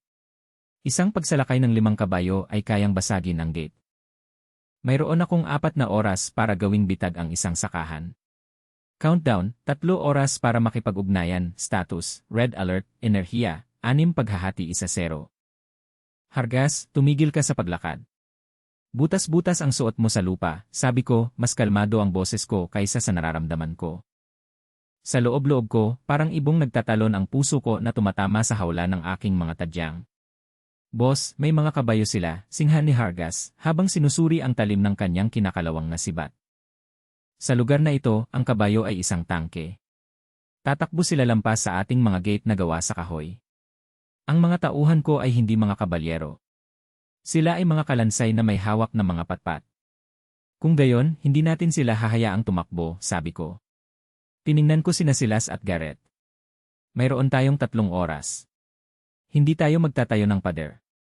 Gumagawa tayo ng logistics nightmare. Planong taktikal, operasyon na tripwire, layunin, pawalang bisa ang pagkilos ng walang direktang labanan, mga mapagkukunan, 50 kilo na luwad, 20 bakal na patulis, na iligtas, 1-0 galon ng basuras lorry, 50 dayami na banig. Silas, kunin mo ang mga bilanggo, utos ko. Gusto kong maghukay ng mga butas ng caltrop, kada 3 talampakan simula sa North Gate. Hindi malalaking hukay, sapat lang ang lalim para masalo ang kuko ng kabayo. Punuin ang ilalim ng luwad na nakuha namin mula sa kanal. Para itong panghigop. Kapag may kabayong nakaapak, hindi ito makakalabas ng hindi nababali ang isang paa. Ang lupit niyan, bulong ni Ren habang yakap ang kanyang mga tuhod. Kaligtasan yan, Ren, sabi ko, nang hindi tumitingin sa kanya. Ang nabali na paa ng kabayo ay pagkain para sa lungsod at kaligtasan para sa baka. Garrett? Ang mga compost pit. Kumusta naman sila? Umuusok na sila, sabi ko, sabay turo sa mga hydroponic rack. Nasa tugatog na ang permentasyon. Gusto kong ilabas mo ang init. Gamitin ang mga nailigtas na tubo. Itutok ang mga ito sa pangunahing pasukan. Kapag tumama ang malamig na hangin sa gabi sa 80 degree na singaw, lilikha ito ng lokal na pagtitipon ng hamog. Hindi nila makikita ang sarili nilang mga kamay, lalo na ang mga butas sa lupa. Paliwanag sa sistema, manipulasyon sa kapaligiran, halaga, 5 enerhiya 1 0 na tubig, basura, resulta. Ang ulap, nabawasan ang visibility sa 2 metro sa loob ng 1 oras. Ginugol ko ang sumunod na 2 oras sa paggalaw na parang multo sa plaza. Ginamit ko ang aking mark of utility para mahanap ang eksaktong stress points ng pasukan. Pinapahanda ko sa mga bilanggo ang mga banig na dayami sa ibabaw ng madulas na mga bahagi ng luwad. Para sa isang scout, magmumukha itong isang tuyot at maalikabok na kalsada. Para sa isang kabayo, ito ay parang pagkadulas at pagkadulas sa isang nabali na paa. Sa wakas, naririnig na natin ito. Thud-thud. Thud-thud. Ang tunog ng mga kuko ng kabayo na tumatama sa tuyong lupa sa labas ng mga pader ng lungsod. Ito ay isang ritmikong at mabigat na tunog, ang tunog ng kapangyarihan. Sa mundong ito, ang mga kabayo ang sukdulang luho. Tanging isang warlord o isang mataas na ranggong Panginoon lamang ang may nakasakay na scout unit. Namatay ang mga sulo, bulong ko. Mga posisyon. Umakyat ako sa bubong ng kubo, nakahiga ng patag sa malamig na kahoy. Amoy na amoy ko ang baka, si Bessie, sa ibaba ko. Kalmado siya, ngumunguya ng berdeng sibol na ibinigay namin sa kanya 1 oras ang nakalipas. Wala siyang ideya na siya ang pinakamahalagang target sa loob ng 100 milya. Lagda ng kaaway, 5 nakasakay na scout, kagamitan, magaan na baluti na katad, maikling pana, bakal na saber, katayuan, tiwala agresibo. Pumasok ang mga scout sa North Gate. Mabagal silang naglalakad, ang kanilang mga kabayo ay sumisinghot sa kakaibang amoy ng lungsod. Kadalasan, ang isang sirang lungsod ay amoy abo at bulok. Ang plaza na ito ay amoy basang lupa, fermentasyon, at gatas. Ano ito? Sigaw ng isa sa mga scout. Malinaw at mayabang ang kanyang boses. Sabi ng ulat, ang lungsod na ito ay isang sementeryo. Pero tingnan mo ang ambon na ito. Para itong isang leisyan sa gitna ng disyerto. Lumilipat sila sa fog bank. Nagawa na ng singaw mula sa aming mga compost pit ang trabaho nito. Nilalamon sila ng puti at makapal na singaw. Mag-ingat ka, ungol ng pinuno. May mali. Naamoy ko halaman. Totoong damo. Sa alikabok na ito, paungot siya ng isa pa. Nananaginip ka, kapitan. Malamang nabubulok lang. Langutong. Isang basa at nakakasuklam na iglap ang umalingaw-ngaw sa hamog. Ag! Kabayo ko. Tumahimik ka, girl. Natagpuan ng unang kabayo ang isang caltrop hole. Hindi ito malalim na hukay, ngunit sapat na. Natisod ang kabayo, ang harapang binti nito ay nasabit sa higop ng basang luwad. Habang natumba ito, nabangga nito ang pangalawang sakay. Isa itong bitag, sigaw ng pinuno. Paatras! Lumabas ka sa ambon. Pero hindi sila makakita. Pinaikot nila ang kanilang mga kabayo, at doon na nila narating ang East Lake Patches. Ang mga banig na dayami ay dumudula sa ibabaw ng nilagang luwad na parang yelo. 2 pang kabayo ang bumagsak, ang mga sakay nito ay sumisigaw habang sila ay itinatapon sa lupa. Hargas! Ngayon na, sigaw ko. Hindi sumugod si Hargas at ang 6 niyang tauhan. Hindi nila kailangan.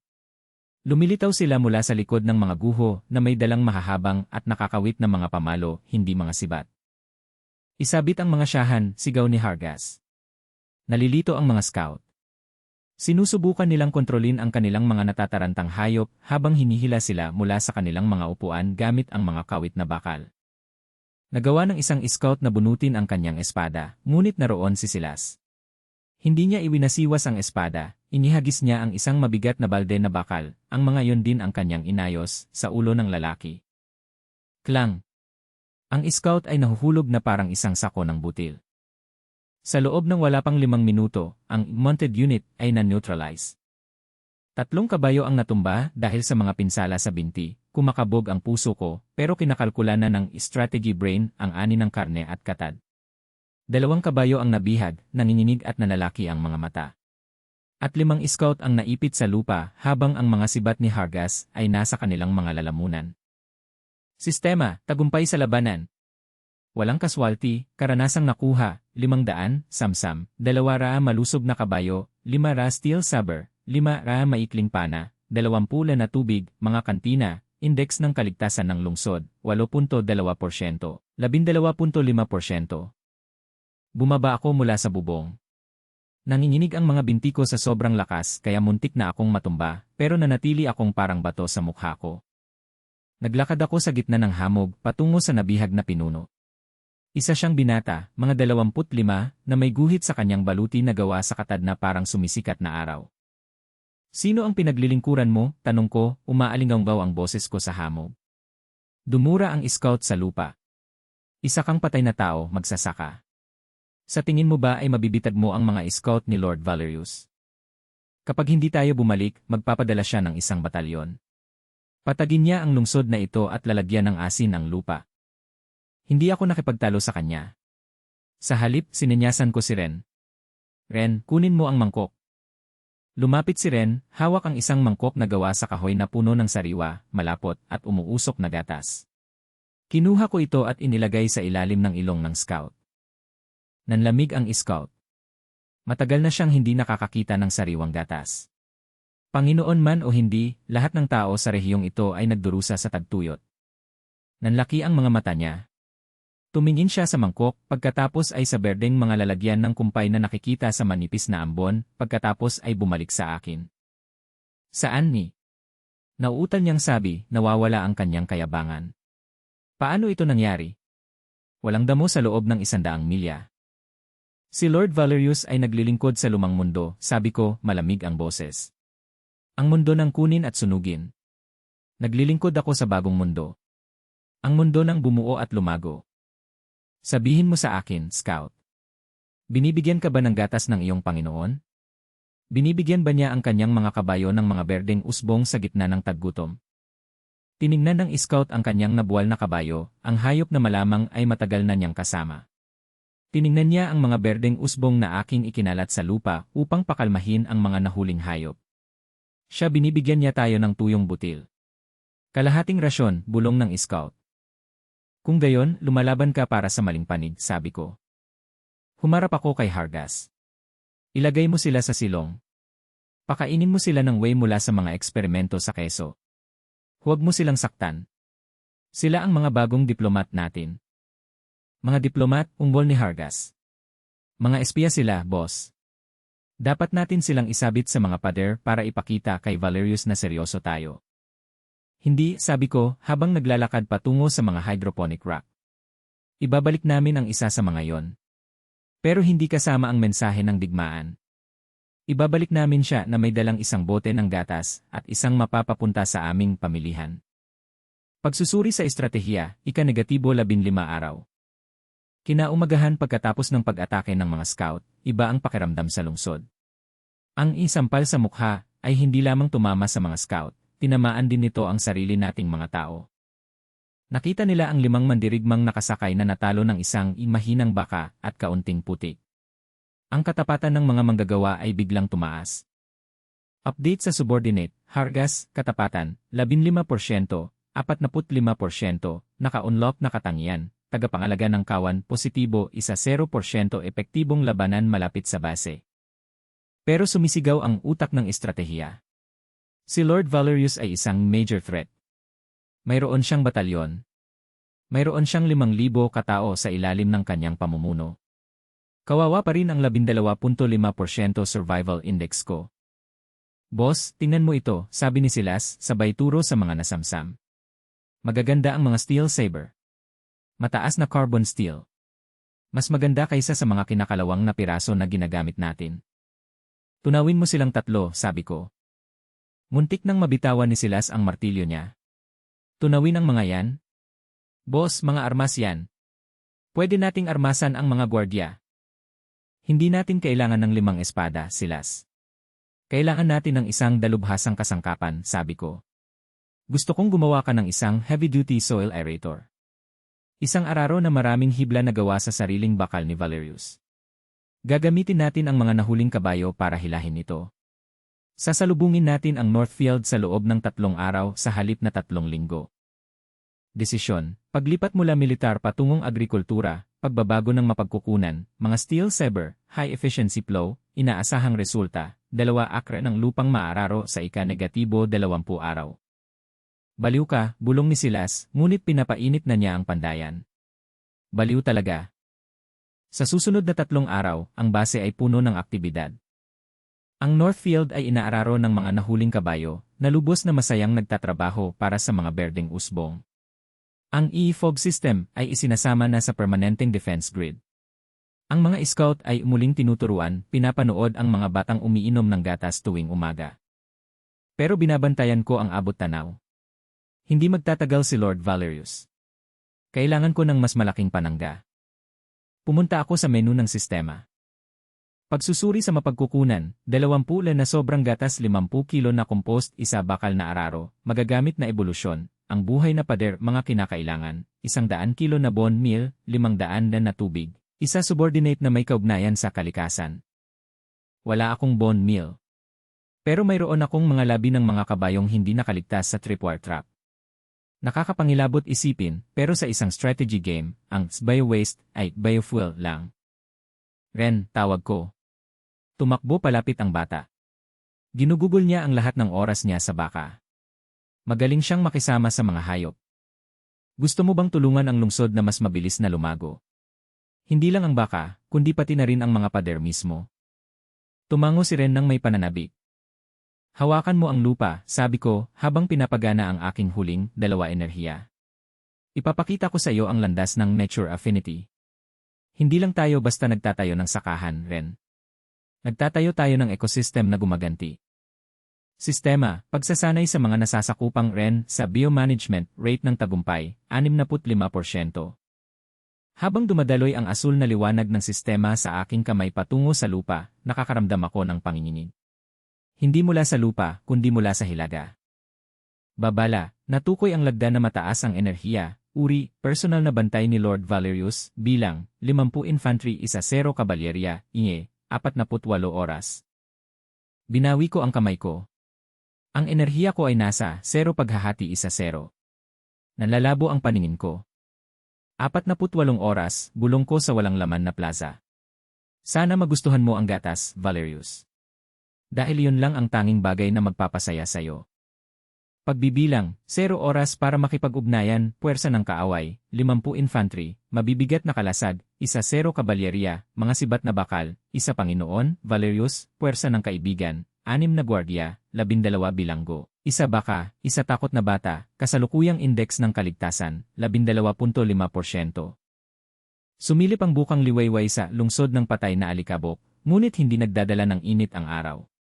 Tanging ang linya ng pinakintab na mga sibat na bakal na kumikinang sa hilagang abot tanaw ang tinatangay nito. Hindi lang mga scout ang ipinadala ni Lord Valerius sa pagkakataong ito. Nagdala siya ng isang maliit na hukbo. Nakatayo ako sa bubong ng kubo, nakatingin gamit ang isang nailigtas na teleskopyong tanso. Madaling makita si Lord Valerius.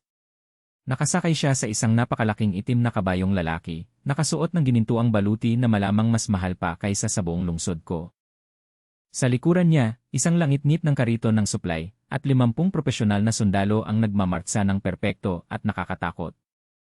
Boss, bulong ni Hargas, basag ang boses. May mga panangga sila na parang pa-vice. Hindi man lang sila kakamot ng mga sibat ko. At ang mga kabayong iyon hindi sila light scout. Chargers ang mga iyon. Parang papel silang dadaan sa ating mga pintuan. Alam ko, Hargas. Relax ka lang. Kung gusto ko lang silang kalabanin sa isang patas na labanan, tumalo na sana ako mula sa bubong na ito 1 oras na ang nakalipas. Tiningnan ko ang system menu ko. Ito ang sandaling pinaghahandaan ko simula pa noong unang araw. Proyekto, ang buhay na pader, pangwakas na yugto, mga kinakailangan, 100 kilo bone meal, natapos, 500 dan na tubig, inilaan, isa nature affinity subordinate, REN, gasto sa enerhiya, 8 paghahati isa 0, nabuo muli sa pamamagitan ng pagkonsumo ng milk cream. REN. Ngayon na. Nakaluhod si Ren sa lupa sa paanan ng Northgate. Ibinaon niya ang buto ng mga nahulog na kabayong pang-scout sa isang malalim na hukay sa tabi ng pader. Ginugol ko ang huling 48 oras sa pagbomba ng bawat patak ng enriched manuretea sa kanal na yon. Tumalon ako pababa at inilagay ang kamay ko sa balikat ni Ren. Sistema, pag-activate ng ebolusyon ng buhay na pader, pag-agos ng mapagkukunan, 500 dan na tubig. 100 kilo na bone meal. 8 enerhiya. Hindi lang basta nanginginig ang lupa, umuungol pa ito. Mula sa kanal na puno ng buto, nagsisimulang sumibol ang makakapal, kulay abong berdeng mga baging. Hindi ito mga normal na halaman. Sila ay mga thorn stranglers na namutate ng sistema at kumakain ng calcium ng mga patay na kabayo. Hindi sila lumalaki ng ilang pulgada, lumalaki sila ng ilang talampakan kada segundo.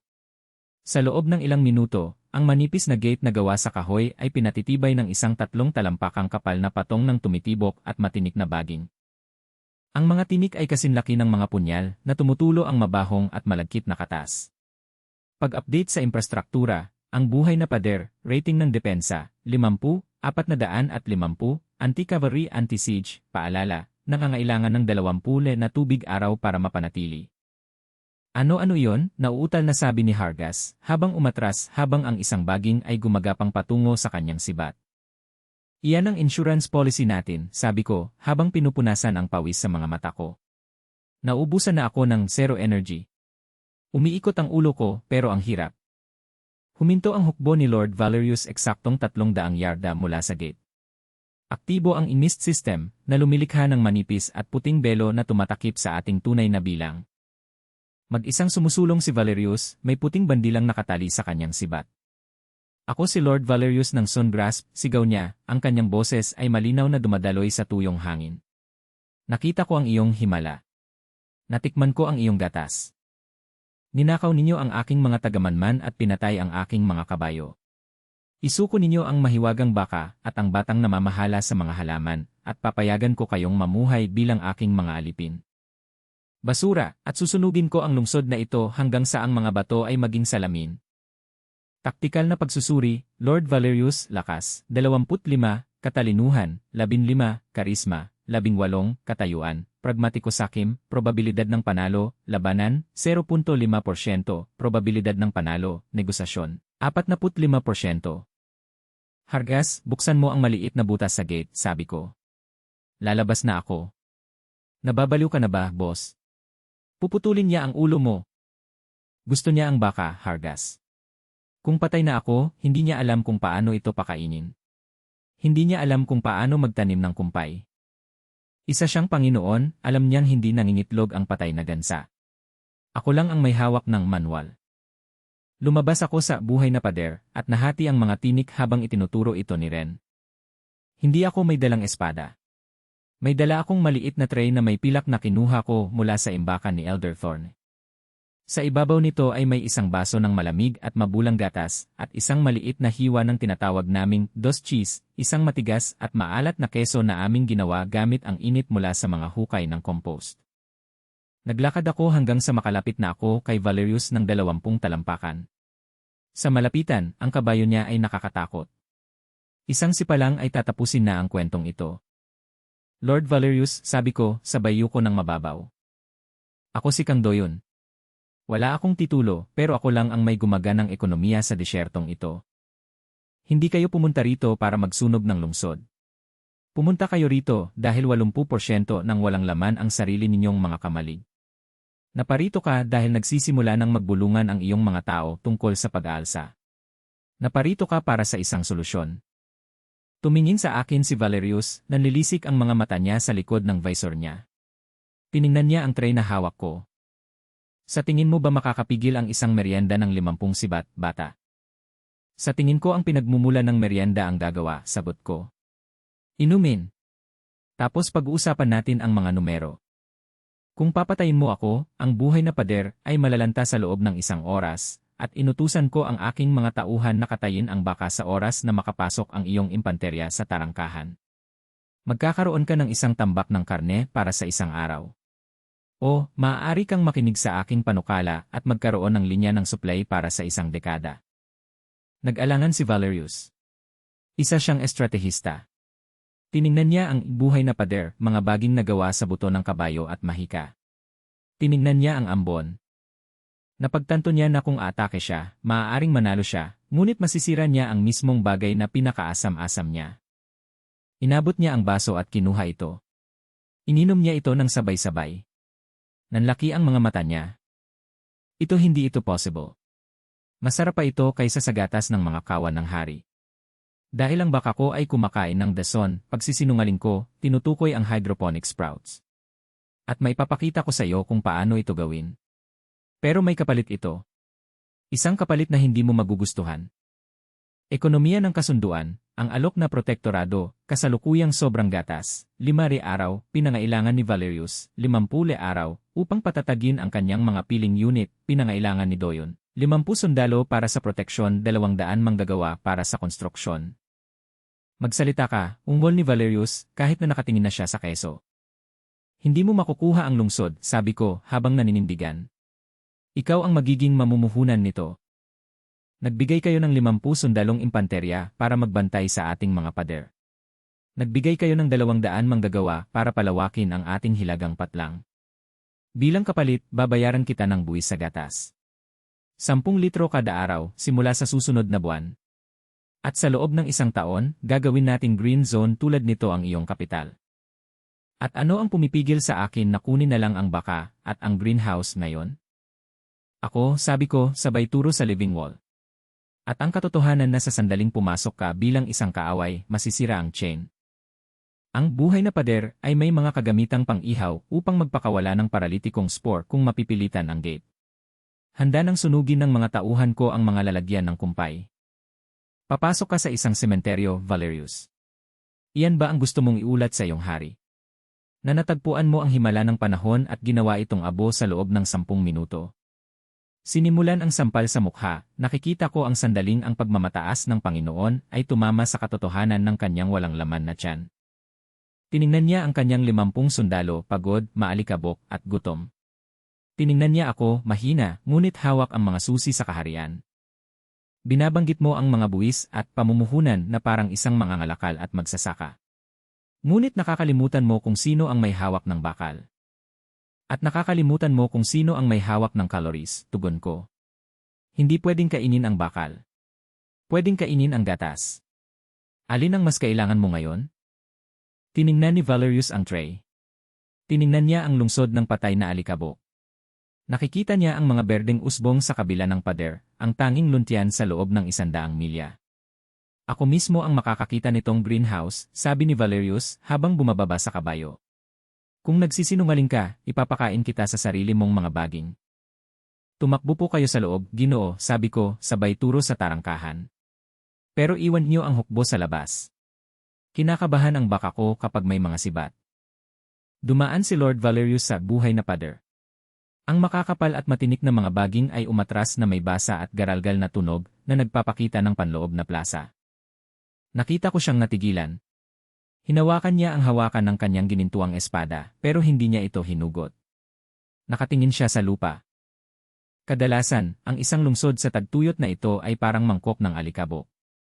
Ngunit dito, ang dumi ay madilim, mamasa-masa, at amoy buhay. Ano ba itong pangkukulam na ito, bulong ni Valerius, habang nakaluhod upang hawakan ang lupa. Ang lupa ay humihinga. Hindi yan pangkukulam, Ginoo. Kompos yan, sabi ko, habang inaakay siya papunta sa mga hydroponic rack. Kinukuha natin ang basura ng lungsod, ang dumi ng hayop, ang mga kalat, ang dumi, at pinapabusog natin ito. Ang init mula sa pagkabulok na yon ang nagpapatubo ng mga usbong. Ang mga usbong ang nagpapakain sa baka. Ang baka ang nagpapakain sa mga tao. Ang mga tao ang gumagawa ng basura. Ito ay isang bilog. Isang buhay na kadena na walang pakialam kung umulan o hindi. Kumuha ako ng isang dakot ng sariwa at 6 na pulgadang berdeng usbong mula sa isang tray na luwad at iniabot ang mga ito sa kanya. Ang mga ito ay malamig, makatas, at matingkad na berde. Nakatitig sa kanila si Valerius na parang mga bara ng purong ginto. Isa siyang taong namumuno sa libo-libo, ngunit hindi pa siya nakakakita ng ganito karaming berde sa loob ng 3 taon. Napagtanto niya na ang aking mahinang sakahan ay mas malakas kaysa sa kanyang buong sandata. Kung susunugin niya ito, susunugin niya ang kanyang tanging pagkakataon upang mabuhay sa darating na taglamig. Sampal sa mukha, pinakamataas na intensity, pag-update ng system, katayuan ni Lord Valerius, natigilan sakim, leverage ng negosasyon, positibo 75%. Mayroon akong 5,000 tao sa aking kabisera, sabi ni Valerius na nawawalan ng boses. Kumakain sila ng tinapay na gawa sa soup at giniling na buto. Kung mayroon lang akong 10 sa mga greenhouse na ito, ikaw ang magiging pinakamakapangyarihang tao sa rehiyon pagtatapos ko. Pero hindi mo maaaring itayo ang mga yon, Valerius. Hindi pa sa ngayon. Wala kang microbial starter na aking binuo. Wala kang nature affinity para pamunuan ang mga baging. Mayroon kang katatagan pero mayroon akong yeni ng hinaharap. Inakay ko siya pabalik sa gitna ng plaza kung saan naghihintay sina Hargas at Ren. Kumuha ako ng isang piraso ng sunog na kahoy at isang patag na bato. Narito ang kontrata sa pamumuhunan, sabi ko. Mag-iwan kayo rito ng 50 pinakamahuhusay ninyong heavy infantry. Hindi sila mga mananakop, sila ay proteksyon ng ari-arian. Nag-uulat sila kay Hargas. Magpapadala ka ng 200 manggagawa upang maghukay ng kanal ng irigasyon sa Northfield. Kapalit nito, bibigyan kita ng 10 litro ng gatas kada araw at ang mga plano para sa mga hukay ng compost na yugto isa para sa iyong kapital. Ekonomiya ng kasunduan. Ang kasunduang agromilitar, halaga ni Valerius, 250 kawal, paggawa depensa, positibo 500 edi na iron ore, halaga ni Doyon. 10 gatas araw panandang pandagdag paglilipat ng pangunahing teknolohiya, netong kita, rating ng depensa ng lungsod positibo 800% bilis ng pagpapalawak ng patlang na 5. Tiningnan ni Valerius ang kanyang hukbo sa labas ng tarangkahan. Tiningnan niya ang buhay na pader. Isa siyang praktikal na lobo. Alam niya ang isang bitag kapag nakakita siya ng isa, ngunit ang bitag na ito ay puno ng gatas at pulot. Mapanganib kang tao, Kang Doyon, sabi ni Valerius habang kinukuha ang uling at minamarkahan ang bato. Wala kang hukbo pero ginawa mo lang kamay bukid ang isang Panginoon. CJ. Mananatili ang 50 sibat. Darating ang mga manggagawa bukas. Ngunit kung mahuli ang aking gatas ng 1 oras, babalik ako na may dalang tirador. Deal, sabi ko, sabay ugnay sa kamay niyang nakasuot ng pajama. Sistema, naabot na ang pangunahing milestone. Survival Index, 12.5%, 28.4%, titulo na nakuha, ang mga ngalakal ng gatas ng mga guho, mga nasasakupan na nakuha, 50 less Valerius Heavy Infantry, Guarded Loyalty. Habang nakasakay si Valerius sa kanyang kabayo at pinangungunahan ang karamihan ng kanyang hukbo palayo, naiwan ang 50 sundalong may masungit na mukha. Nagpakawala si Hargas ng isang hininga ng napakatagal na sa palagay ko ay babagsak na siya. Boss, ikaw talaga ang may gawa. Binentahan mo sila ng gatas at bumili ng hukbo. Hindi tayo bumili ng hukbo, Hargas. Bumili tayo ng oras, sabi ko, habang ang mga mata ay nakatuon sa abot tanaw. At kakailanganin natin ito. Babala, nagkaroon ng pandaigdigang pangyayari. Kaganapan, ang dakilang kulumpon ng mga kumakain ng langit, mga balang, 72 oras, antas ng banta, kalamidad. Naging kulay dugo ang asul na screen ng system. Tumingin ako sa hilagang kalangitan. Hindi ito alikabok. Hindi ito isang Panginoon. Isa itong madilim at pumipintig na mansa sa abot tanaw na umaabot ng milya-milya. Ren! Silas! Garrett, sigaw ko. Kalimutan mo na ang Northfield. Kailangan natin ng mga lambat. Kailangan natin ng usok. Kailangan natin ng bawat piraso ng katad at magtago sa lungsod. Ano yan, boss? Tanong ni Ren habang nakaturo sa langit. Babagyo? Hindi ito bagyo, Ren. Katapusan na ng mundo, sabi ko, habang tumatakbo sa isip ko ang economics of disaster. Taktikal na pagsusuri, ang kulumpon ng mga kumakain ng langit, populasyon, 1 bilyon panandang pandagdag, bilis ng pagkonsumo, 1 akre kada minuto, ang problema, ang buhay na pader ay gawa sa mga halaman. Ang kumpay ay gawa sa mga halaman. Kakainin ng mga balang ang base bago nila kainin ang mga tao. Hargas.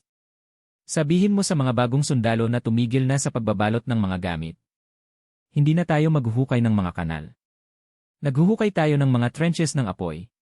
Silas, kailangan ko ng asupre. Garrett, kailangan ko ng bulusan. Sa loob ng 72 oras, haharapin ng buhay na kadena ang una nitong natural na mandaragit. Isang mandaragit na walang pakialam sa mga pamumuhunan o mga buwis. Isang mandaragit na gusto lang kumain. Tiningnan ko ang baka, si Bessie, na mapayapang umunguya ng usbong. Kung makakain ng kahit isang dahon ng pagkain mo ang mga kulisap na yan, Bessie, patay tayong lahat, bulong ko. Sistema.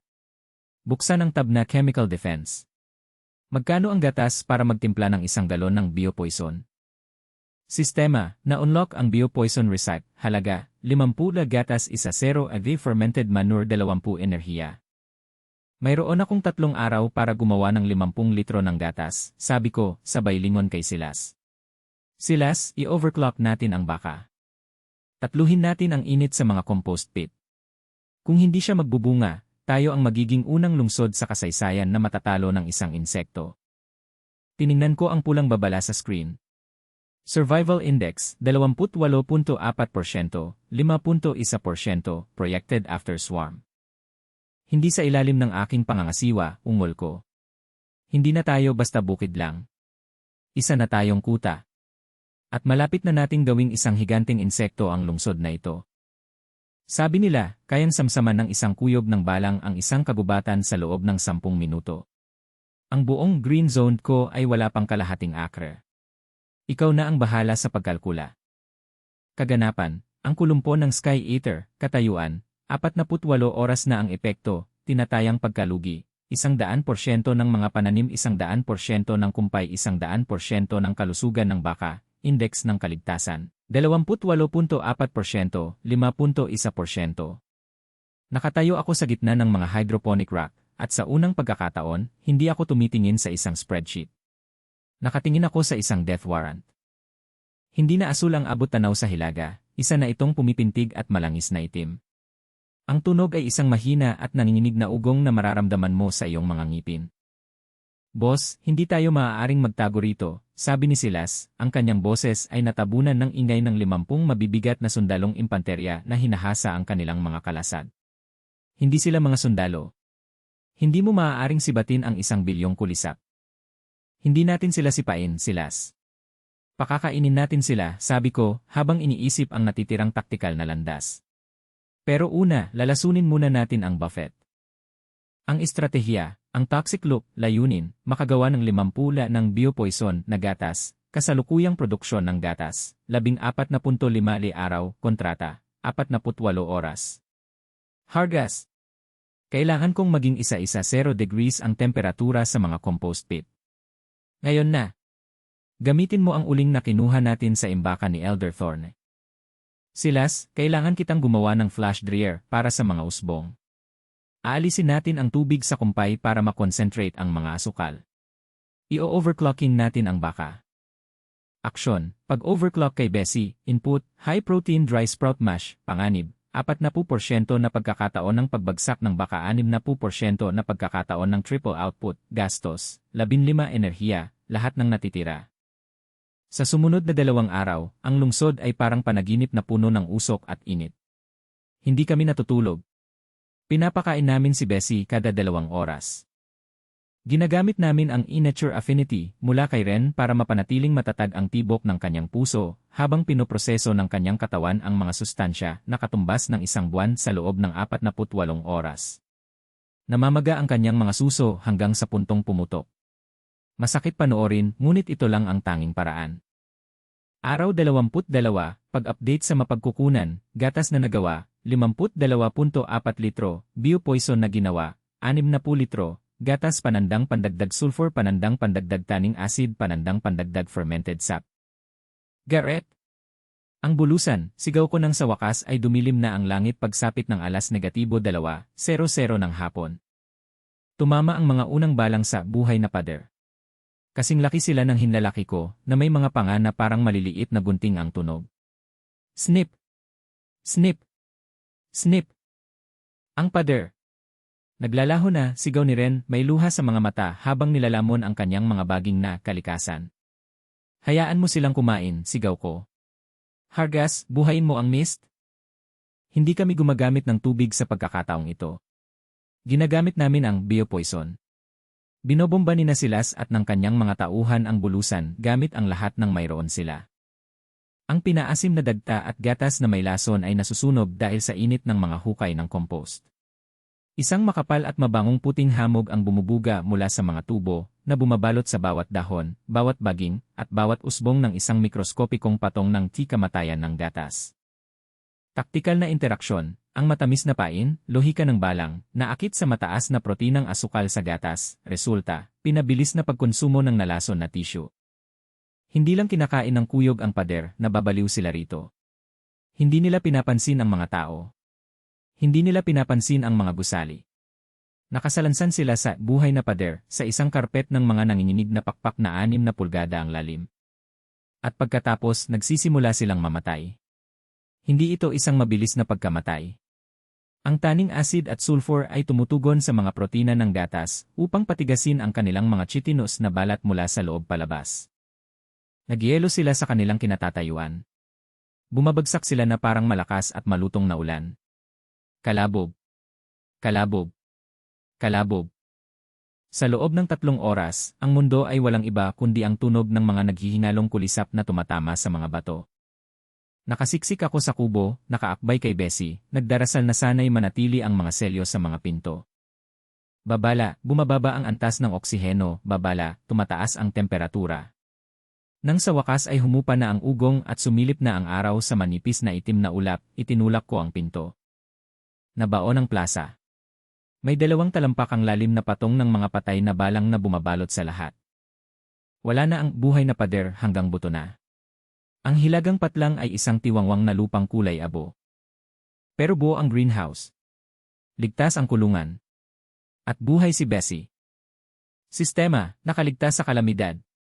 Karanasang nakuha, 2,500, bagong yaman na nakuha, 80 tonelada ng locust meal, pataba na mataas sa protein, index ng kaligtasan ng lungsod, 28.4%, 42.1%. Yinanalo tayo, tanong ni Hargas, habang humahakbang palabas sa dagat ng mga patay na kulisap. Kumuha siya ng isa. Mabigat at malutong ito. Hindi lang tayo basta nanalo, Hargas, sabi ko, sabay pulot ng isang dakot ng mga patay na kuyog. Ito ang sampal sa mukha na hindi inaasahan ng mundo. Kinain ng mga kulisap na ito ang mga pananim ni Panginoong Valerius. Kinain nila ang ligaw na damo sa kapatagan. Tinipon nila ang lahat ng sustansya ng rehiyon at dinala ang mga ito diretsyo sa aking pintuan. Humarap ako kay Silas. Silas, kunin mo na ang mga gilingang bato. Hindi tayo gagawa ng harina ngayon. Gilingin natin ang mga balang na ito para maging chitin protein pellets. Ipapakain natin ito pabalik sa baka. Gagamitin natin ang mga balat bilang pinakamahusay na pataba. Nabigyan lang tayo ng 10 taon ng paglago sa isang hapon lang. Pag-usad, ang dakilang ani, pagbabago ng yaman, bio-waste, 5-star na pataba, tinatayang paglago, pagpapalawak ng hilagang patlang na 1-0. Sumabog ang hiyawan sa lungsod. Sa unang pagkakataon, nagtawanan ang mga tao. Pinupuno nila ng mga patay na kulisap ang mga balde na parang nagtitipon sila ng mga gintong barya. Natanggap ng e-living chain ang isang sakuna at ginawa itong isang pagpapabuti. Pero hindi nagtagal ang tawanan. Isang nag-iisang mangangabayo ang lumitaw sa North Gate. Hindi siya isang scout. Isa siyang kabalyero, ang kanyang baluti ay nasunog at ang kanyang kabayo ay pilay. Nahulog siya mula sa kanyang upuan bago pa man siya maabutan ni Hargas. Panginoon! Valerius ni. Hinal na hinal ng kabalyero habang umuubo ng itim na alikabok. Ang kabisera wala na. Ang kuyog napakalaki nito. Nagsimula na ang apoy ang mga tao paparating na sila. Tumingin ako sa kabila ng kabalyero patungo sa hilagang abot-tanaw. Sa di kalayuan, nakita ko ang isang hanay ng alikabok. Hindi isang maliit na unit. Hindi isang batalyon. Babala ng sistema, natukoy ang malawakang migrasyon ng mga refugee, bilang 5,400 katao, katayuan, nagugutom desperado armado, layo, 15 milya. Boss, sabi ni Hargas, namumutla ang mukha habang nakatingin sa aming maliit at marupok na wasis. May gatas kami para sa 50 tao. May butil kami para sa 100. Hindi namin kaya ang 5,000. Kung tatanggihan natin sila, gigibain nila ang mga pader gamit lang ang kanilang mga kamay, sabi ko. Tiningnan ko ang 80 toneladang tirang balang. Tiningnan ko si Bessie. Tiningnan ko ang aking zero enerhiya. Ren, Silas, Garrett, sabi ko, humina ang boses ko at naging mahina at taktikal na ugong. Tapos na ang yugto ng survival. Papasok na tayo sa yugto ng Empire. Mayroon tayong 48 oras para alamin kung paano gawing sistema ng rasyon para sa 5,000 tao ang harina ng insekto at isang baka. Tiningnan ko ang asul na screen. Bagong pakikipagsapalaran, ang tinapay ng mga kalungkutan, layunin, pagsamahin ang mga refugee ni Lord Valerius ng walang ganap na pagbagsak ng sistema, gantimpala, na-unlock ang ranggo na city-state, parusa para sa pagkabigo, pagkamatay ng mga mandurumog. Aba, sabi ko, sabay kuha ng aking piraso ng uling at ng patag na bato. Sana magustuhan nila ang tinapay na balang. Dahil tumaas na ang bayad sa pagpasok sa lungsod na ito. Huling katayuan ng Episode 1, Survival Index, 42.1%, teritoryo, 1 lungsod, guho, mga ari-arian, 1 baka, 1 gusa, 80 toneladang protein meal, mga nasasakupan, Hargas, Silas, Garrett, Ren, 50 heavy infantry, kasalukuyang mood, kinakalkula. Tumitingin ako sa kamera o kung saan sa palagay ko naroon ang tumitingin. Gusto mo ba ng estratehiya? Tanong ko sa kawalan. Panoorin mo akong gawing kaharian ang taggutom.